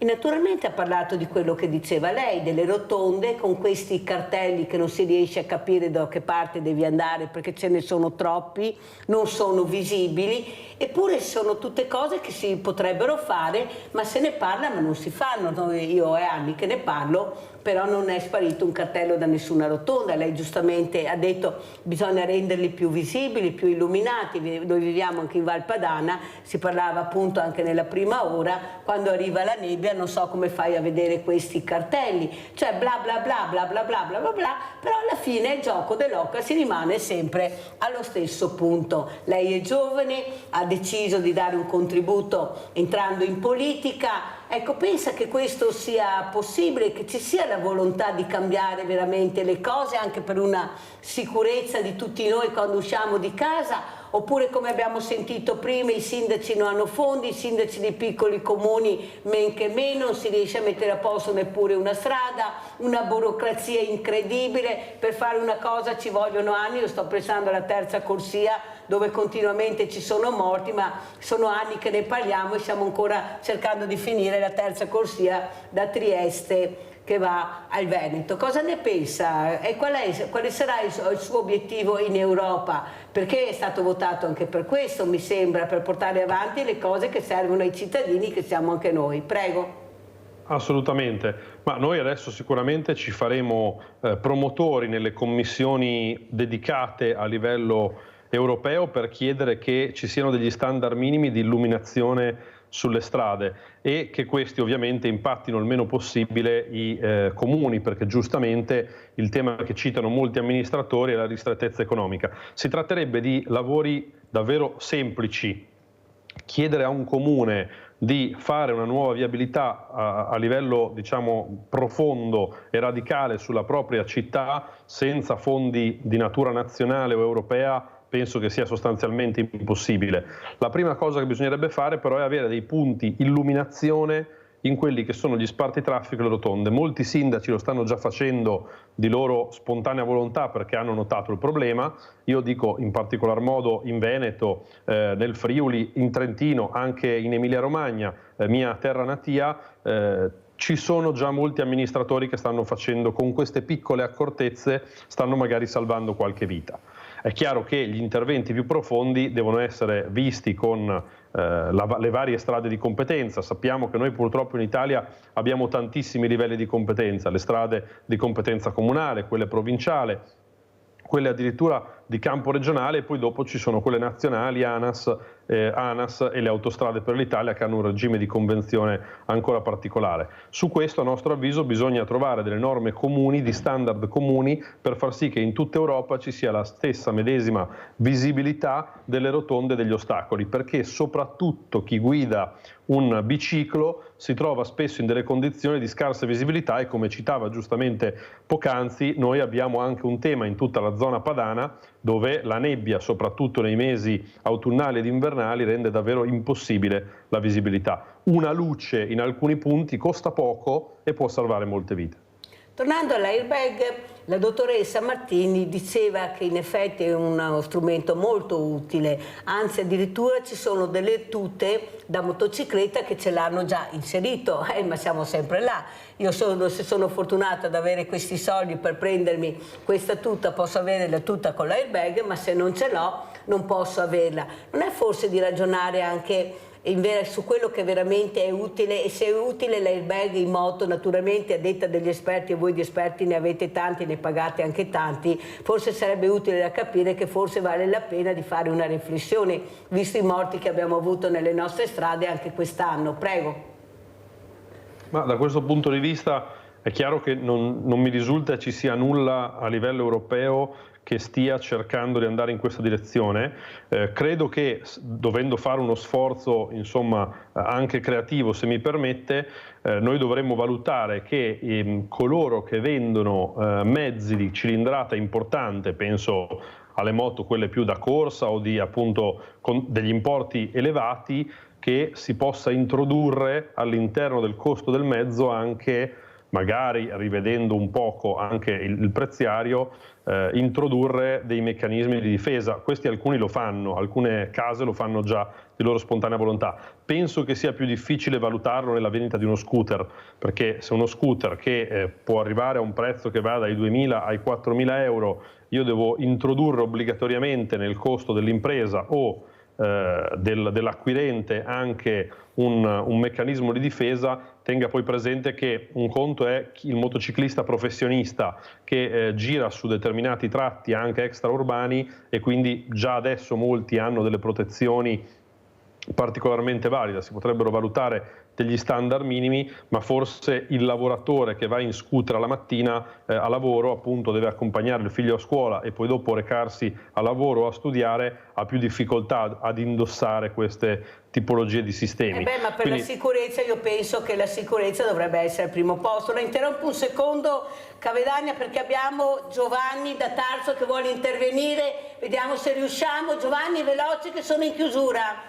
Pronto? Pronto, buongiorno. Prego. Buongiorno. Stavo sentendo qua il signore là che parlava di mettere nuovi codici. Non c'è controlli, non ci sono controlli, non c'è polizia, la gente corre, è inutile mettere le fasce sui bivi e cartelli, la gente corre e con le auto, con le macchine non rispettano i limiti di velocità, e questo creano i problemi e incidenti. Buongiorno. Grazie Giovanni, è vero quello che dice Giovanni, si corre troppo, ma in qualche maniera dobbiamo pur fermare. Ecco, quello che posso dirle, Cavedagna, è che le persone che chiamano vorrebbero più forze dell'ordine nelle strade, tanto è vero che prima, qualcuno ha detto, era l'ospite che avevo prima, avevo una sedia a rotelle con una luce azzurra, giravo per le strade, quando vedevano la luce azzurra pensavano forse la polizia e tutti rallentavano, perciò vuol dire che la luce azzurra fa un certo effetto e lo vediamo anche noi. Ecco, forse più forze dell'ordine, dare più possibilità di avere questo sulle strade più che gli autovelox, come diceva la dottoressa Martini. Prego Cavedagna, veloce perché sono in chiusura. Guarda, io sono assolutamente d'accordo con lei, anche perché, sai, io vengo da Bologna, che è la città dove è stata imposta di viaggiare ai 30 all'ora, come sicuramente tutti i nostri ospiti sanno, e purtroppo di pari passo a questa scelta non è stata fatta la scelta di assumere personale della polizia locale. A livello nazionale il Ministero ha già dato disposizione di numerose nuove assunzioni di polizia stradale che si può anche occupare della velocità, ma nei contesti urbani questo lavoro lo deve svolgere la polizia locale. Grazie, devo chiudere. Cavedagna si è collegato tardi, la inviterò ancora la prossima volta perché come vede siamo in diretta con le telefonate, con i cittadini che vi votano, perciò penso sia molto utile anche per voi, soprattutto per voi, ascoltare la voce dei cittadini. Grazie a Federica, a Manuel Giuge che sono qua, padre e figlia, questo papà che sta cercando di far capire i valori della vita anche nello sport e non solo. Grazie. Noi ci vediamo domani mattina e adesso andiamo a pranzo con la ricetta di Mirella. Carote con zucchine. Un'alimentazione ricca di grassi, il lavoro davanti al computer o con luce artificiale, l'inquinamento, il fumo di sigarette ed altri fattori contribuiscono a provocare un aumentato bisogno di vitamina A e beta-carotene. Lo stesso discorso vale per le persone che passano molto tempo davanti al televisore. La carota contiene tantissimo beta-carotene, che poi si trasforma in vitamina A. Le carote fanno bene alla vista. Ingredienti per 4 persone: 4 carote, 2 zucchine, un finocchio, un cuore di sedano bianco, 4 cucchiai di mais precotto, 2 acciughe sott'olio, il succo di un limone, 3 cucchiai di olio extravergine di oliva, sale, pepe. Tagliate a listarelle le carote e le zucchine precedentemente lavate e pulite.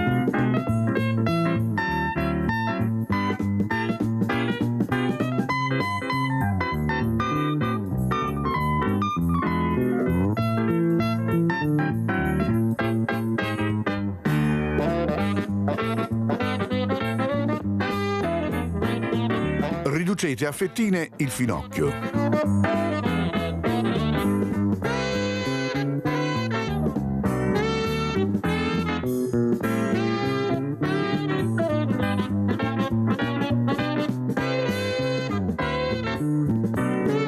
Private il mais della sua acqua.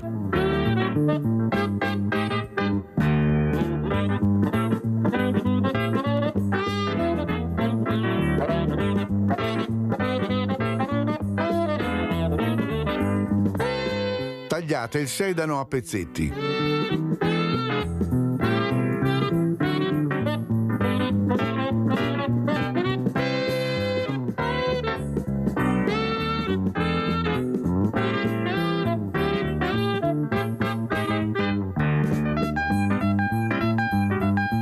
Raccogliete tutte le verdure in una insalatiera.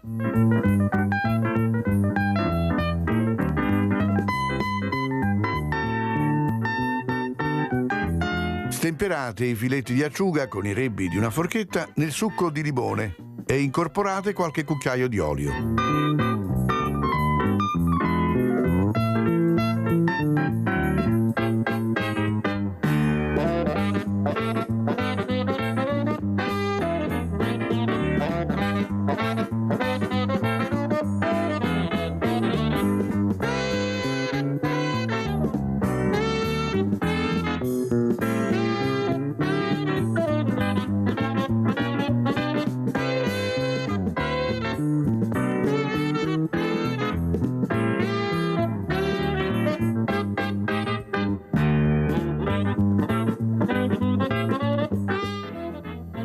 salate e pepate l'insalata.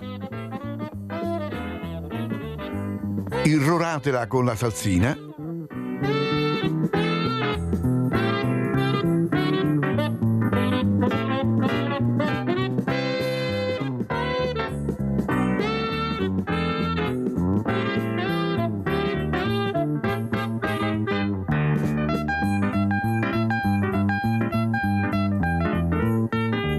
Mescolate e servite.